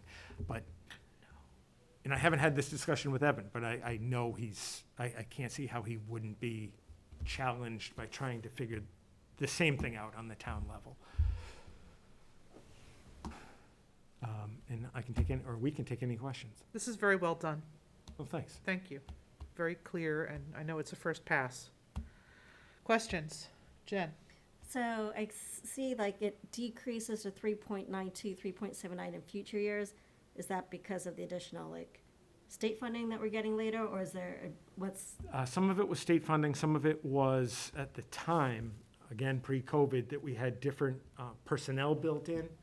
We would one year have 3 additional personnel built in. One year, we thought we'd be all set. I mean, the thinking was actually great behind this. A lot has changed, unfortunately, but we had it mapped out with class sizes 4 years out. I mean, I was incredibly proud of that work, but so a lot of that need was based on a reality that just doesn't exist now. right? Yeah, that's my concern, I guess, is just, I wonder what communication we need to have in advance, maybe with Evan, the select board. I don't want to start, I'm not panicked by any means, but I just want to think long-term and how we can. Eventually, I didn't mean to talk over you, but eventually it's resetting the plan for what we have in the override funds. Yeah. Like, what's the approach going? I think it's eventually. That's exactly what I was about to say. Eventually having like a before you tri-board talked meeting over. and almost reset it. Well, it is a tough night. I'm just kidding. You sounded so much better than I was going to Well, say. and I guess what I would say, I agree, and I think, so, Peter Carlson has already reached out to try to schedule a TRICOM meeting, and I've delayed in responding until we could meet and get this preliminary look. I still feel like it's a little early to talk about fiscal '23, but I think it's worth getting a smaller group together to look at this and understanding, and planning how we're gonna spend the override money moving forward, because, we really would like to stretch it out as long as we can, but realistically, are we gonna run out before we get to fiscal '25? Like, I don't know the answer to that question. And neither Right. So, I still think it's good regardless to just increase communication. Oh, absolutely. And just be like, hey, this is where we are, this is what happened, so it's not a Yeah. surprise, it's not a shock to anybody. And we're just kind of, and we did vote, I think we have a budget subcommittee, so I don't mind that. Just a six-person, couple from FinCom, couple from Select Board. did we vote on it? I think we did, Jen? I think Jen and Rahul are on it, Jen and Rahul. that's what I think. All right, well, maybe that'll be my response then, is to say, Like, we don't need, we don't need the whole TRICOM together to talk Right. about this. That's it. I think that's too many people in the room for something this, Yeah. but you're right. I totally agree with what you were saying. If he doesn't want to do that, then maybe just a memo. Because that's what I would like to see. I would really like to see those committees and then have a good enough, from our committee explaining, then they can go back and maybe it's hopefully not a game of telephone. They'll go back and do a member report to their select board, whoever's on that committee and say, this is what's going on. Same with FinCom and everybody. And if they have additional questions, we can come in and meet. Because I agree, I like the collaboration, but I think those meetings it's a lot. There's a lot of people jockeying for comment or whatever, it's a lot of people. So that was my original dream of that the subcommittees years ago, and it never quite worked out how I wanted I it don't to. think the other two committees appointed reps yet. I so don't think they did, but we could request. Yeah, I'm gonna write back. That's a good idea. Does So- everybody think that's a good idea? Write back, rather than have the 19-member sitting in a horseshoe crammed into that room. I think you're right, it's too early for that right now. Yeah. I agree. I felt like the email surprised me. I was like, oh, well, that's, I think we had talked when Sargon was chair years ago. Sorry, I hate you, Jen. You remember? We had really talked about trying to increase collaboration. So I'm Yeah. sure that Mr. Carlson's just trying to do that. I agree. So I think this would be a nice suggestion, and I do think a memo and just. But sometimes those have gotten miscued or, just conversations ongoing. And, even Amy, I feel comfortable, you, Pete, and is Mark still chair of FinCom? I believe he is. We did that when I was, I think you guys could even get together if that doesn't work out, just to update and feel, just communicate, because that's the big thing. Because what's going to come from this will be, okay, they want to get whatever, 6 new positions, blah, blah, blah. But, I think the COVID change is, it's a big change. And something I brought up in the ARPA committee was just, is there a way we can look at this money to see if we can extend our override too? Again, I think we have to be looking at all this incoming money and figuring out what we can do, before we have to go back to the taxpayer. So, sorry. I totally agree. I don't want to see the ARPA money get spent on a bunch of pet projects. I want to see it well spent on things that we actually need, that are actually going to help the town recover from COVID. Yeah, it won't be pep. I hope not. All right. Anybody else have anything on this? Questions? Are we shocked? I'm not shocked. No, I was prepared for it to be much, much higher. Oh, Yeah. typically, that I was first cut thinking, is. I was mean, thinking this we were gonna is- look at 45 and have to cut, Yeah, yeah. 4 million. This is, This is well done. Can I just ask one question? I don't want to stir a pot, oh boy. but where do we stand with counselors? How are we doing with counselors in buildings?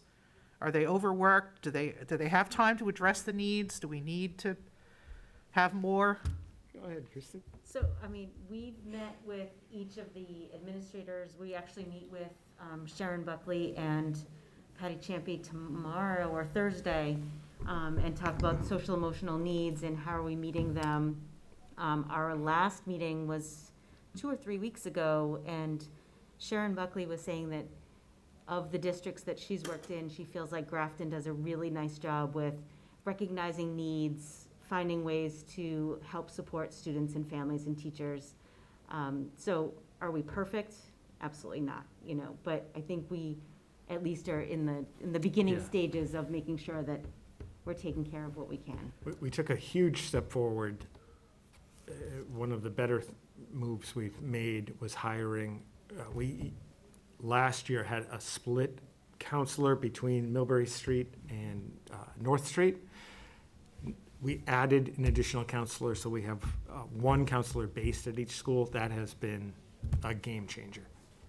And then Yeah, I was guess- primarily concerned with the elementary situation, because I know that, the pandemic has taken a toll on those kids. Yep.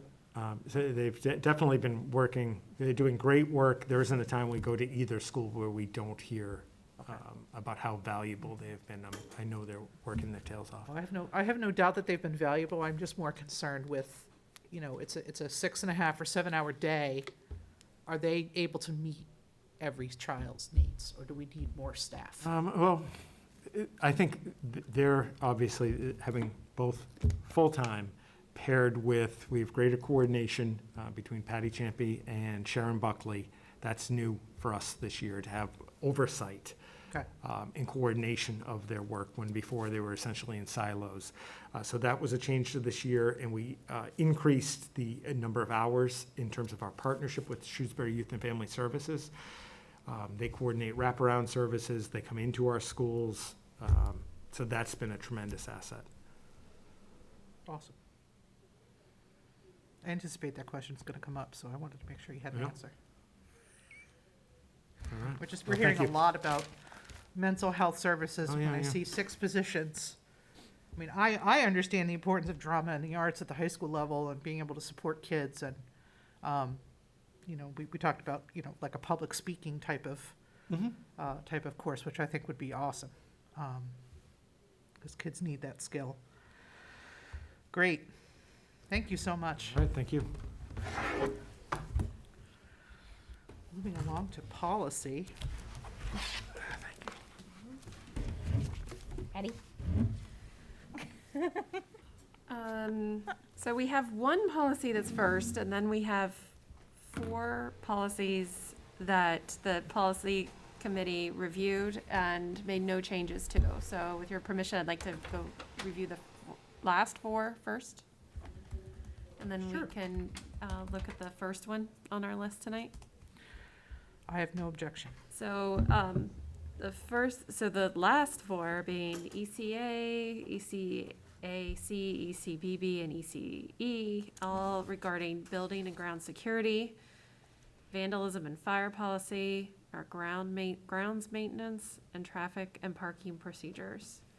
And, like I said, the policy committee looked at each one of these and had no changes to recommend. So we recommend approving them and marking them as reviewed and approved with tonight's date, unless anyone has any questions or recommendations on the policies that you see in your packet. I did want to comment really quickly on ECBB grounds maintenance. Yep. About the animals. There is a path. And I apologize if this was brought up at the meeting that you first presented, that I was not here for. That was my fault. We didn't No, we present. haven't. It's first reading. Oh, this is a first? Oh, Yeah. I'm Well, sorry. it's not a first, We we're didn't just, change it. yeah, We didn't change it. Okay. So this does not include the path that you can park behind the middle school, and there's literally a trail. You can walk your dog, da-da-da-da-da, and come back around, and you stay outside the fence. Yeah. It is school grounds, but animals are permitted there. So, Madam Chair, Yeah, except those duly authorized by the school district for specific. yes, I wanted to call attention to it in a public meeting because, Oh, I see, I thought you People had, didn't- yeah, okay. no, I agree with the wording. I think that's great. That's the only one that I know of that is specifically authorized. So those folks that are walking their animals over at Mulberry Street every day, Who are bringing them to athletic events. Yeah. Please I don't know how we go about enforcing that, but that's not our job. We can say, please stop. We say, please, Please stop. please stop. No, that's great. We're just plowing through these e-policies now. All right. These are great. Madam Chair, Yes. I'd like to make a motion to review and approve ECA, policies ECA, ECAC, ECBB, ECE. Second. Motion made and seconded. Any further discussion? All those in favor? Aye. Motion carries. Thank you. Thank you. Thank you. Now to policy GBGA1, the teacher vaccination policy, or staff, we should say, staff vaccination policy, which we are presenting tonight as a first reading. This was a policy that the policy committee adapted from other local school committees' policies, primarily the Shrewsbury School Committee policy that they had in place with some changes. In preparing this policy, we reviewed those of other school districts around the Commonwealth, including Belmont and Newton schools, to see what they were implementing. And we also took under advisement the comments that were made at the last committee meeting, and some of the concerns that were addressed with respect to the possibility of implementing a policy like this. One of those was, two things that we heard before coming into our policy committee meeting was that the teachers were actually in favor of, or that the, the union, the GTA, thank you, was in favor of a policy like this. All unions, not just teachers. All the unions were in favor of a policy like this. But also there was some concern about being able to keep teachers who were not keen on getting vaccinated, and that, we want to keep everyone here. We like our teachers. So what we came up with was, I think, a very good, very fair sort of compromise policy that is actually very, I think, very lenient compared to a lot of the policies that school districts have enacted around. And what we've done is say that we're requiring, let me get to it. So this applies to newly hired employees, staff, substitute teachers, and contractors who work directly with students. So if there's someone coming in after hours who's a contractor, obviously we're not worried about them. But if there's some kind of contractor who's working with the students, then we would require them to show proof that they are vaccinated by January 3rd, 2022. But they also have another means of staying in compliance, and that is that they can be tested once a week. So if you're not vaccinated by then, you show proof that you had a negative test once a week. At least once a week, and you're fine. The other thing that we added to this was that if at some point down the road masks are not required, that would only apply, that's across the state. If they're not required in schools, then we would require it for those who are unvaccinated, who are if they're getting tested because they're unvaccinated, then we would still require that they wear the mask, even if vaccinated teachers don't have to. And that is specifically, we wrote in here specifically that it doesn't constitute retaliation or anything like that. It's for the safety, continued safety of the students. Because, testing isn't necessarily foolproof. And then we left it to the administration to establish a process for verifying the vaccination status. I think we've gotten roughly 75% of the people have shown proof of vaccination, so that's good.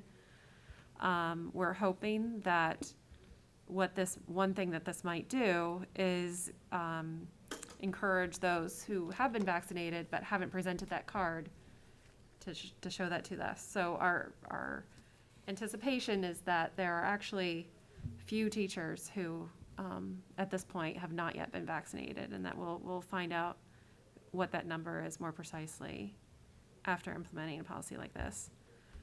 We left some flexibility in this so that if something changes, if the health conditions change or if state policy changes, if the status of what it means to be fully vaccinated changes, then we can change this policy. For example, if it turns out that it is proclaimed or announced that the booster shot is required for someone to be qualified as fully vaccinated, then we can change this policy, update it to require the booster as well. But right now, we don't require the booster. So, any questions about this? Or Laura, do you have anything to I add? just have one, that was Yeah. nicely done, thank you. I just wanted to just talk about the January 3rd date. I know there was some concern when we met last time about the quickness of this. We had a couple of reasons why we want it January 3rd. One, people are not losing their jobs, so all they do if they haven't been vaccinated yet, but maybe plan to get vaccinated but haven't had a chance, they just have to be tested. We wanted it after the holiday winter break because we anticipate COVID spikes. So we felt this was a fair date to start it because, again, they can get tested. If they're not vaccinated, they are still employed by Grafton. And as Liz said, we couldn't find another policy that actually is providing the testing. Most of them were, you're either vaccinated or you're out. So this is a little more gentle than I think we talked it through, and we heard the feedback from this committee and we heard the feedback from the unions. But we're also keeping in mind the safety of our students, which has to be our number one concern. So we feel like it's moving in a good direction, I think. So that's our thought on that. And the other decision that we made was some schools would give exceptions only for religious or medical reasons. We talked about that a bit, and we had decided that we didn't want to get into the business of deciding what was a religious reason or what was, or getting people's medical records and getting their making that judgment.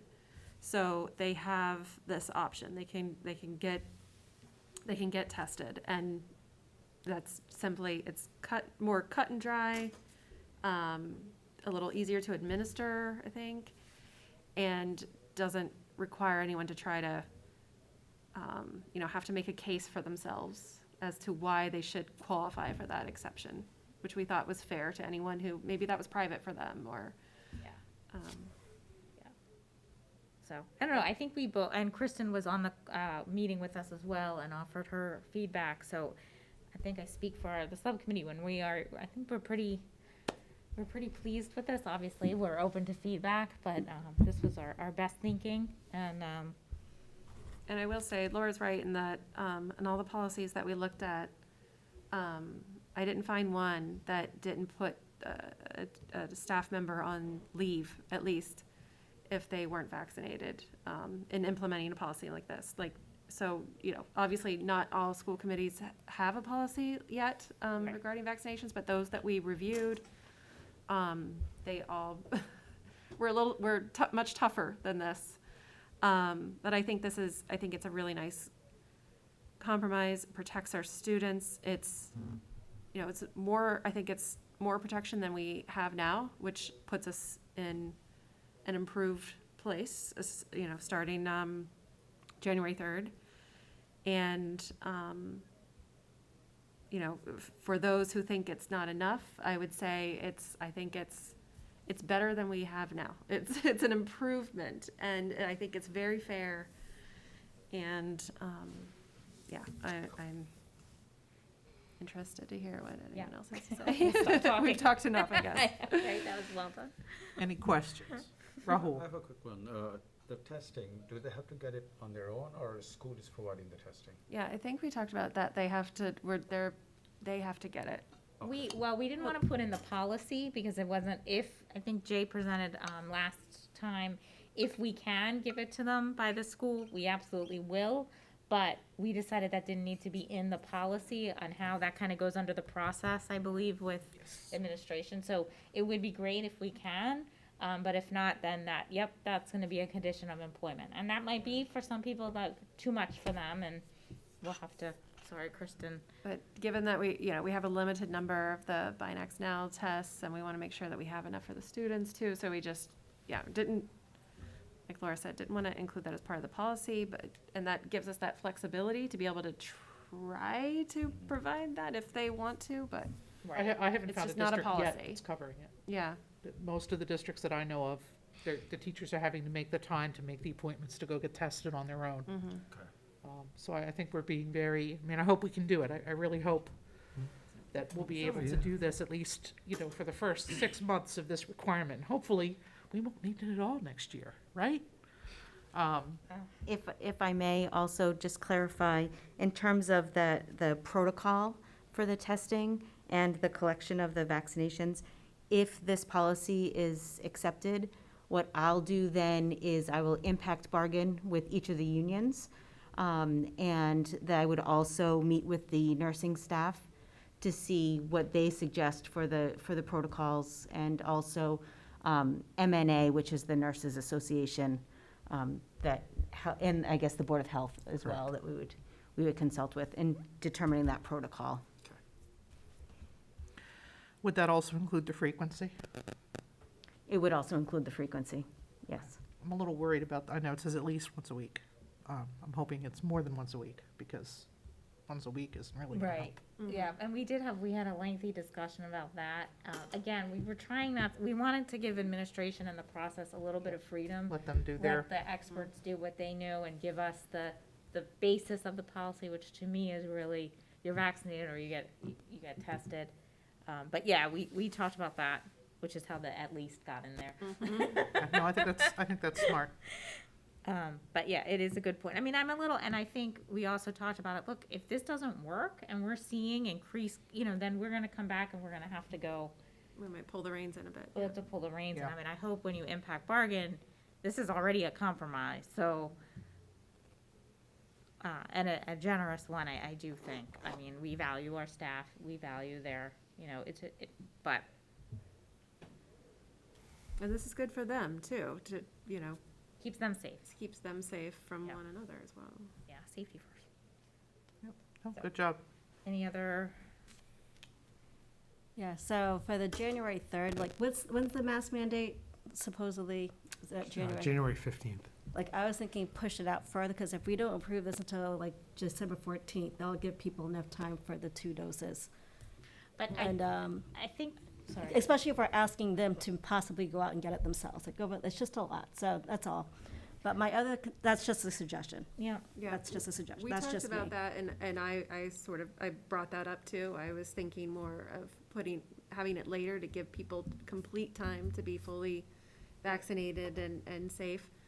But Chris and Laura, I thought during the meeting, made good arguments, which is, okay, well, if they aren't, all they have to do is get a test. So if they haven't, a couple weeks left where they're not quite fully vaccinated yet, they just. Sometimes you say it's they all, get but it. I have students that took them 3 days to get a test, you know what I mean? So Yeah. I think it just. Wait, it took them 3 varies. days to get what? To get a test. They won't need to get a test, that's what we're saying. We're gonna do the testing in the school, that's the plan. We didn't say that, we said maybe. Well, Yeah. that is the plan. That's what I'm saying. I as long still as- think I it just comes down to make sure. safety. I'm gonna fight pretty hard for this early date. Kristen and I did, they've also had, since, they were one of the, since March or April. So if they've been waiting for a policy on this, getting vaccinated, I think we're being very generous, and we're gonna see a spike we saw after Thanksgiving break. I can imagine it's gonna be worse after a longer break. I think we're being generous to come back from vacation and you have a negative test or I've had I just, Liz, I'll let you speak on Yeah, your well, and it doesn't employment. have to be the PCR test that you have to go and get the appointment for and all that either. We're talking about the Binax Now test that you get at CVS and it takes 15 minutes and you have your results. I have to take one every week for my job, so I have a stack of them under the sink in my bathroom, and So I didn't know that we were okay with the home tests, like. yeah, that's what we're doing in the schools, so that's not Binax part Now. of this Yeah. policy, so, Because I but thought, no, that only was because part. I thought last time they said that there's too much, I thought the last False meeting we negatives said or something. No, like, are we doing it correctly at home, opposed to the nurse? That was kind of like the last meeting. That's what I'm, Well, if the home policy is included, then that's, They also now have a Okay. month, 2 months to go buy the test, so they have some time to, I mean, I have to draw the line at some point. I think, well, we haven't included that part in the Yeah. policy, so I'm looking on the side of the table, but to see if there's agreement there. But I would say we want people to test as close to coming into school as possible. So to do that, requiring one of the 72-hour tests or something just doesn't make sense. So even though, yes, sometimes there's false positives, there's false negatives in those quick tests. I'm just thinking that we I need to be think it's- clear on what we want. So Well, I think, that- but I that think part you're comes talking about from- procedure, Yeah, which comes from. and the that doesn't go in policy. Policy is policy. It's not the nitty-gritty. It's what we want to see as a committee. Do we really care what test it is? I don't. I think that should be up to the health staff. So if the health staff, if the nurses say, we will accept a photograph of a Binax Now home test that you do in your home, and I just did one, by the way, and it wasn't hard. It was a little fiddly, but it's the same test they're using in the schools. Oh, no, I do them all the time. So, like, if they're willing to accept that photograph, Yeah. that's their call, because that's procedure. My other question was any employee who fails to comply, now, where is it? I'm trying to fit.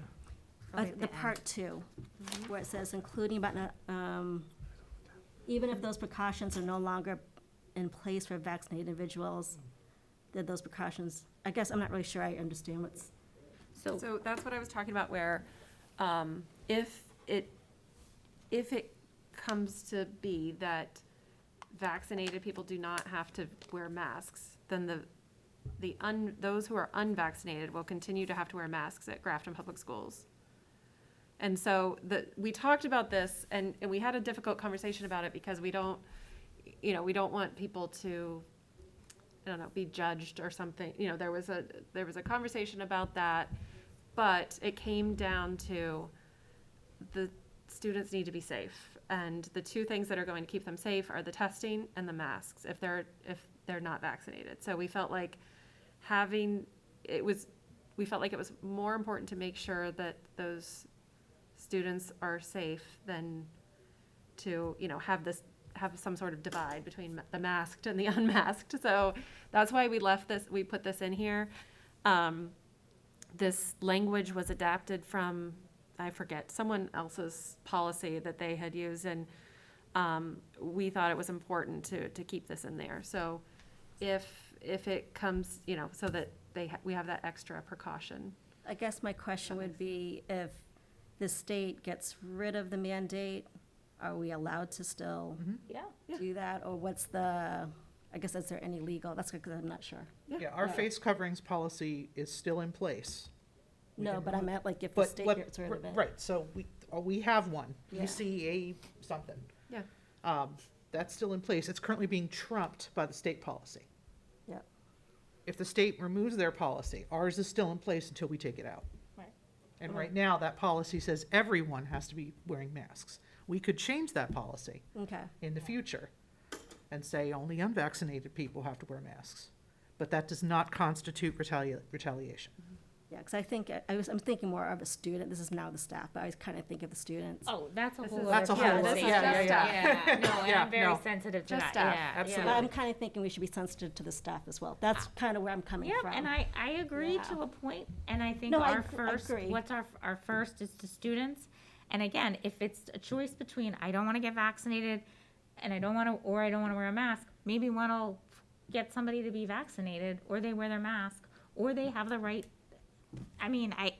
at some point, we have to be, and I think we're very generous to the staff. Again, I'm gonna say, we're the only policy that we've seen that gives this option. And I know where you're coming from, Jen, and I think I can't stress how much we respect and love our staff, except we have to do whatever we can to keep people safe. And I know there's controversy about masks. I'm sorry that it's turned into a political thing, because it is something we've seen. We have one in-school transmission. We're seeing that what we're doing is keeping people safe in an unprecedented time.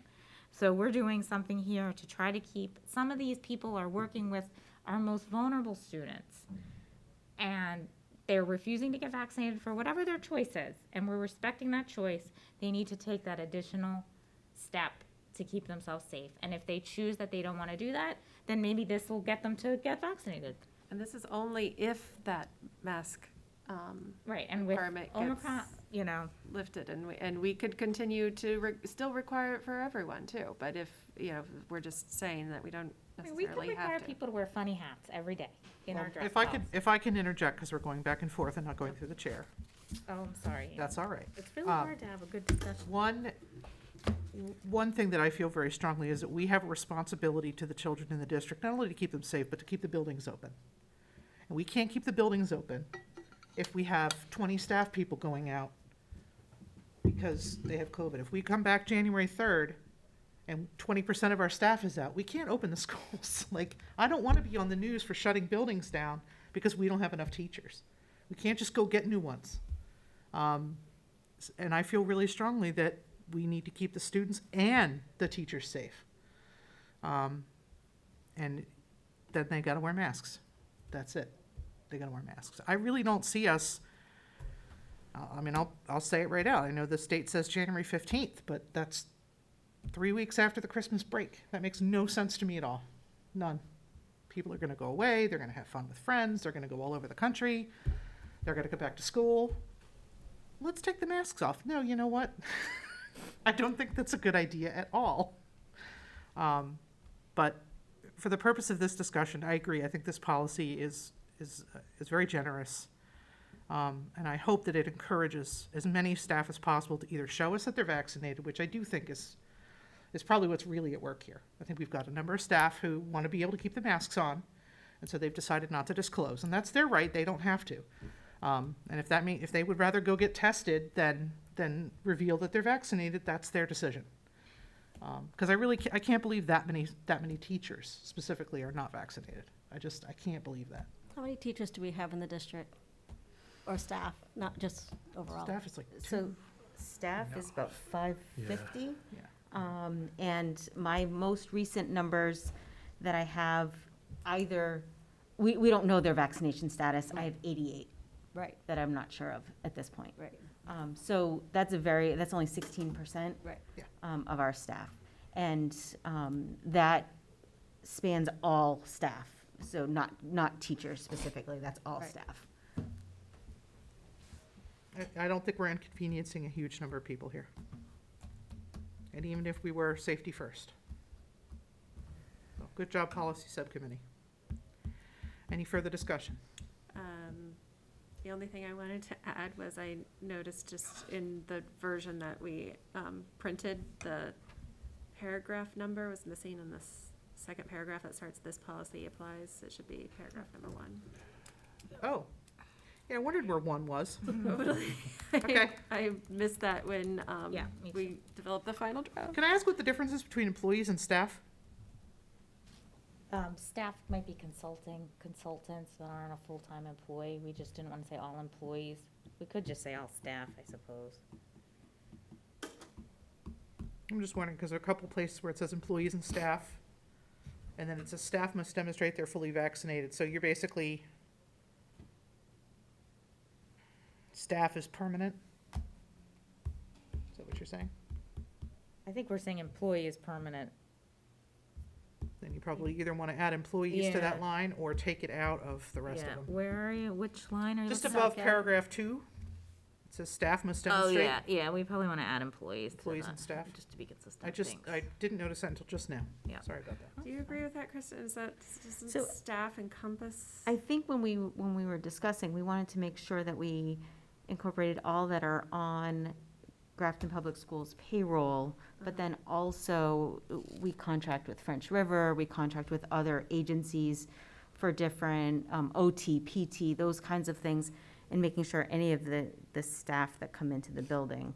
Yeah. And so maybe it's just a definition of what I was just going one to ask is. So and- if then the paragraph just above, if you This- just define staff as, Yeah, that's all I would propose is, after teachers and contractors, so this policy applies to all existing and newly hired employees and staff, substitute teachers and contractors, then in parentheses, staff. Yeah, And then we use staff everywhere else. everywhere else. So paragraph 2, you can Capital take out S employee. staff. Yeah, that's a good idea. I think that makes it very clear what we're talking about. That's a good thought. Not parents, not volunteers who come in to read a story necessarily, although we could have a whole other discussion about that. Well, we Say- did I was gonna say, actually, why we not? talked about that. Yeah, well, because this is just for employees. Yeah. No, this is great. And I like that there's flexibility in it. 3 years, I'm just curious, was that in a policy that you read, or did you? No, Liz, why did we do 3 years? We did 3 years because we review, we have another policy that requires that we review policies, each policy every 3 years in a cycle. Good job. That's awesome. So we can take it out early or wait for the 3 years and then take it out? Yep. Nice. Exact, Madam Chair. Do you want to add the oh, sorry, can I just say one more thing? Yeah. Do you want to add the citation at the bottom for the governor's order for employees of the Commonwealth? We usually cite policies when we mention them. With that one, yes. In the first paragraph, you Yep, allude I to see it. it, yep. I would just add a citation at the bottom. This is great. And we'll deal with the boosters down the road. Yes, Laura? I just wanted to reiterate what you said, that we have the right to review any policy at any Yeah. time, not just over 3 years. And like I said earlier, if this doesn't work and we're seeing, then we're gonna review it again and we'll deal with it as it comes. We could be reviewing it in 3 months. Exactly. So, I think this is a really good starting point, and hopefully this is the only time we have to address it. And it's specific to one vaccine. It's not a generic vaccine policy. It's just this one. Well done. Any further discussion?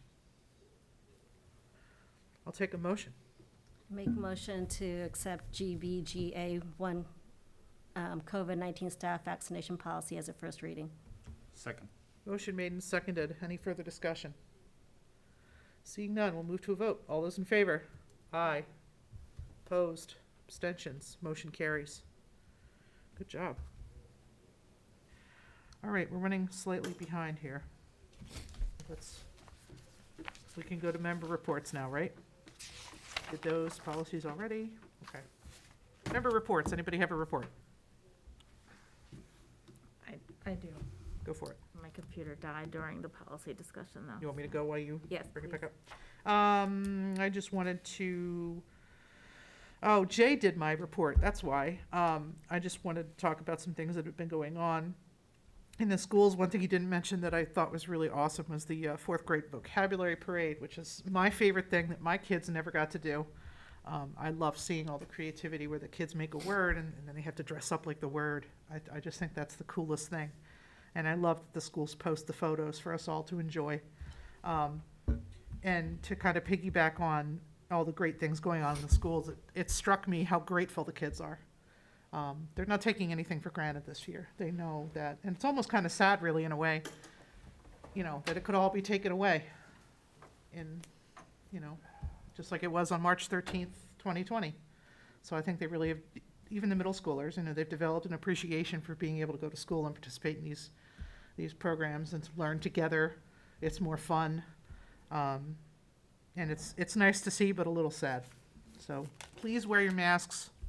Please get vaccinated so we can keep these schools open. Laura? So we already talked a lot about it, so I won't do too much, but Jay and I attended the ARPA meeting. So we'll receive $5.5 million. It needs to go into some of the, like, into a bucket. You can't just use it for anything. Public health, you could do some premium pay for anybody who, you could do it for your first responders or something. Anything that's been negatively economically impacted. Infrastructure, revenue replacement, we could use, and I have administrative, but I don't know what that means, so. Could we pay the school committee? No, but that came up in MASC, just. Did it really? I meant to bring that up last time, yeah. Interesting. Yeah. For all we put up with, huh? Well, anyway, that's Yeah. another conversation. So we have decided as a committee that we're gonna interview a couple consultants because this is such a new, a large amount of money to come in and help us choose how we can spend it, and they might have different ways, so it's short money. We're gonna interview a couple at our next meeting and then make a determination if that's what we wanna go forward with. As we talked about, we're really pushing for that HVAC system. I do want to stress that no decisions have been made. I felt like I may have been a little overzealous earlier, and it's still up to the committee. And then I think we will be going out to the public. I think, Liz, you asked about that a couple meetings ago. Once we get kind of a list that we've determined, we'll go out. But that list may not be everything. If we determine that HVAC system, for instance, is what we're going to spend the money on, we're going to make that determination, and then we'll have other things. So I don't want to put any other, people have thrown about some other ideas. They've all been, what Evan did a great job. He went to all the departments and got he said, hey, throw on your wish list. Like, this is one chance. So he did a great job gathering input, and then we're going to work with the consultants and kind of narrow it down. So it is going to take a while, but we recognize that for some, for instance, the HVAC, it might be beneficial to do it sooner. So it's a great committee. We have some at-large members. We have a select board representative, FinCom representative, Paul Kumie, how do you say his? Knor, thank you, who's lovely and it just does everything in town now. He's wonderful. He's on the committee. So it's a good committee with people coming in with different viewpoints, which is great. Great. Thank you for doing that. My pleasure. Jen? I went to States Farm Chair and they got second, and that was great. So, That's awesome. yeah, it was good. Is this the varsity? Is it mixed? Varsity, Varsity? yeah. I have to say, I didn't know we had a JV squad until the This is the Thanksgiving first game. year. This is the first year, yeah. Oh, is it? Yeah, Oh, I saw their little bows with the JV. I thought that was cute. yeah. That football game was cold. I demand you all go next year. It was so fun. So much fun. And I saw Jim Pignataro, gave him a big hug. He looks great. Well, he's been doing great in all the announcing. Yeah, he has. It was so nice to see him. He was happy to see me, which was amazing. It was a good crowd, and we won. So we get the Lions Cup for another year. I forgot to mention that in my report. Yeah. I have a work conflict. Oh, yeah, well, you were running. It's a big day for food pantries. Yes, it thanks. is. It is. Anybody else have a member report? Liz? Well, little thing, but you reminded me of it. At NGS, and I'm not sure if they did it at Millbury School this year too, but instead of a Halloween parade, they had a literary character parade. First time ever. And it was adorable. It was so cute. The kids really came out and showed their interest in books, and it was great. And there again, it was so nice to see all the photos Yeah. on the Facebook pages. They were so cute. I think the principals are doing a good job. Yeah, they like, really are. Sharing. They're doing a great job sharing, and they're doing a great job communicating. And that new newsletter thing is going to make it even better. I'm so excited They're about so that. they already used some of it. Julie's been using it. Yeah, I've Steve seen has it. too. Steve, yeah. Yeah, and unfortunately, I'm at the Millbrae Street. You can get on all the lists. I get Oh, I on. should get on all the Everybody's lists. going to be on it. We do get them. Yeah. I think school committee got some. No, I don't You get. can. I don't get North. Oh, I do. Oh, no, I didn't know that, Jay. I didn't know that either. I'm I gonna think get on you can those ask lists. Neil, actually. He, Just shoot an email. I No, get- I well, I have to email him anyway to say thank you We- for tonight. So, yeah, we've I will talked do. about Thank it you. sorry, no, that's great. I didn't know. in the past. So Rahul, if you're not on, it's a great way to just be, get involved in schools that you don't necessarily know about. Oh, and I had another thing I was going to say. Not part of my responsibilities as chair, but I'm on the Bon Voyage committee for the seniors. Planning is moving ahead. So far, so good. Looks like we're going to be able to have a party this year. And I'm on the food subcommittee, so it's going to be good. We had food trucks last time. It was good. Yeah. Yeah, we can't do that at night though. We did. Oh, we didn't do it overnight. Yeah, overnight. 'Cause Yeah. we're working on that. That we want to have food trucks. It's a possibility, but we have to get permission to let the kids leave the building because the whole point is to keep them there. So we'll see. But I'm excited. I haven't been on a committee like that in a long time. Super fun. So, all right. We do not have any correspondence that I'm aware of. We do not need to go into executive session. We can adjourn now. I'll take a motion. Madam Chair, I move to Yeah. adjourn. Second. Motion made and seconded. All those in favor? Aye. Aye, even though we don't have to vote on it. Meeting adjourned. Good night, Grafton.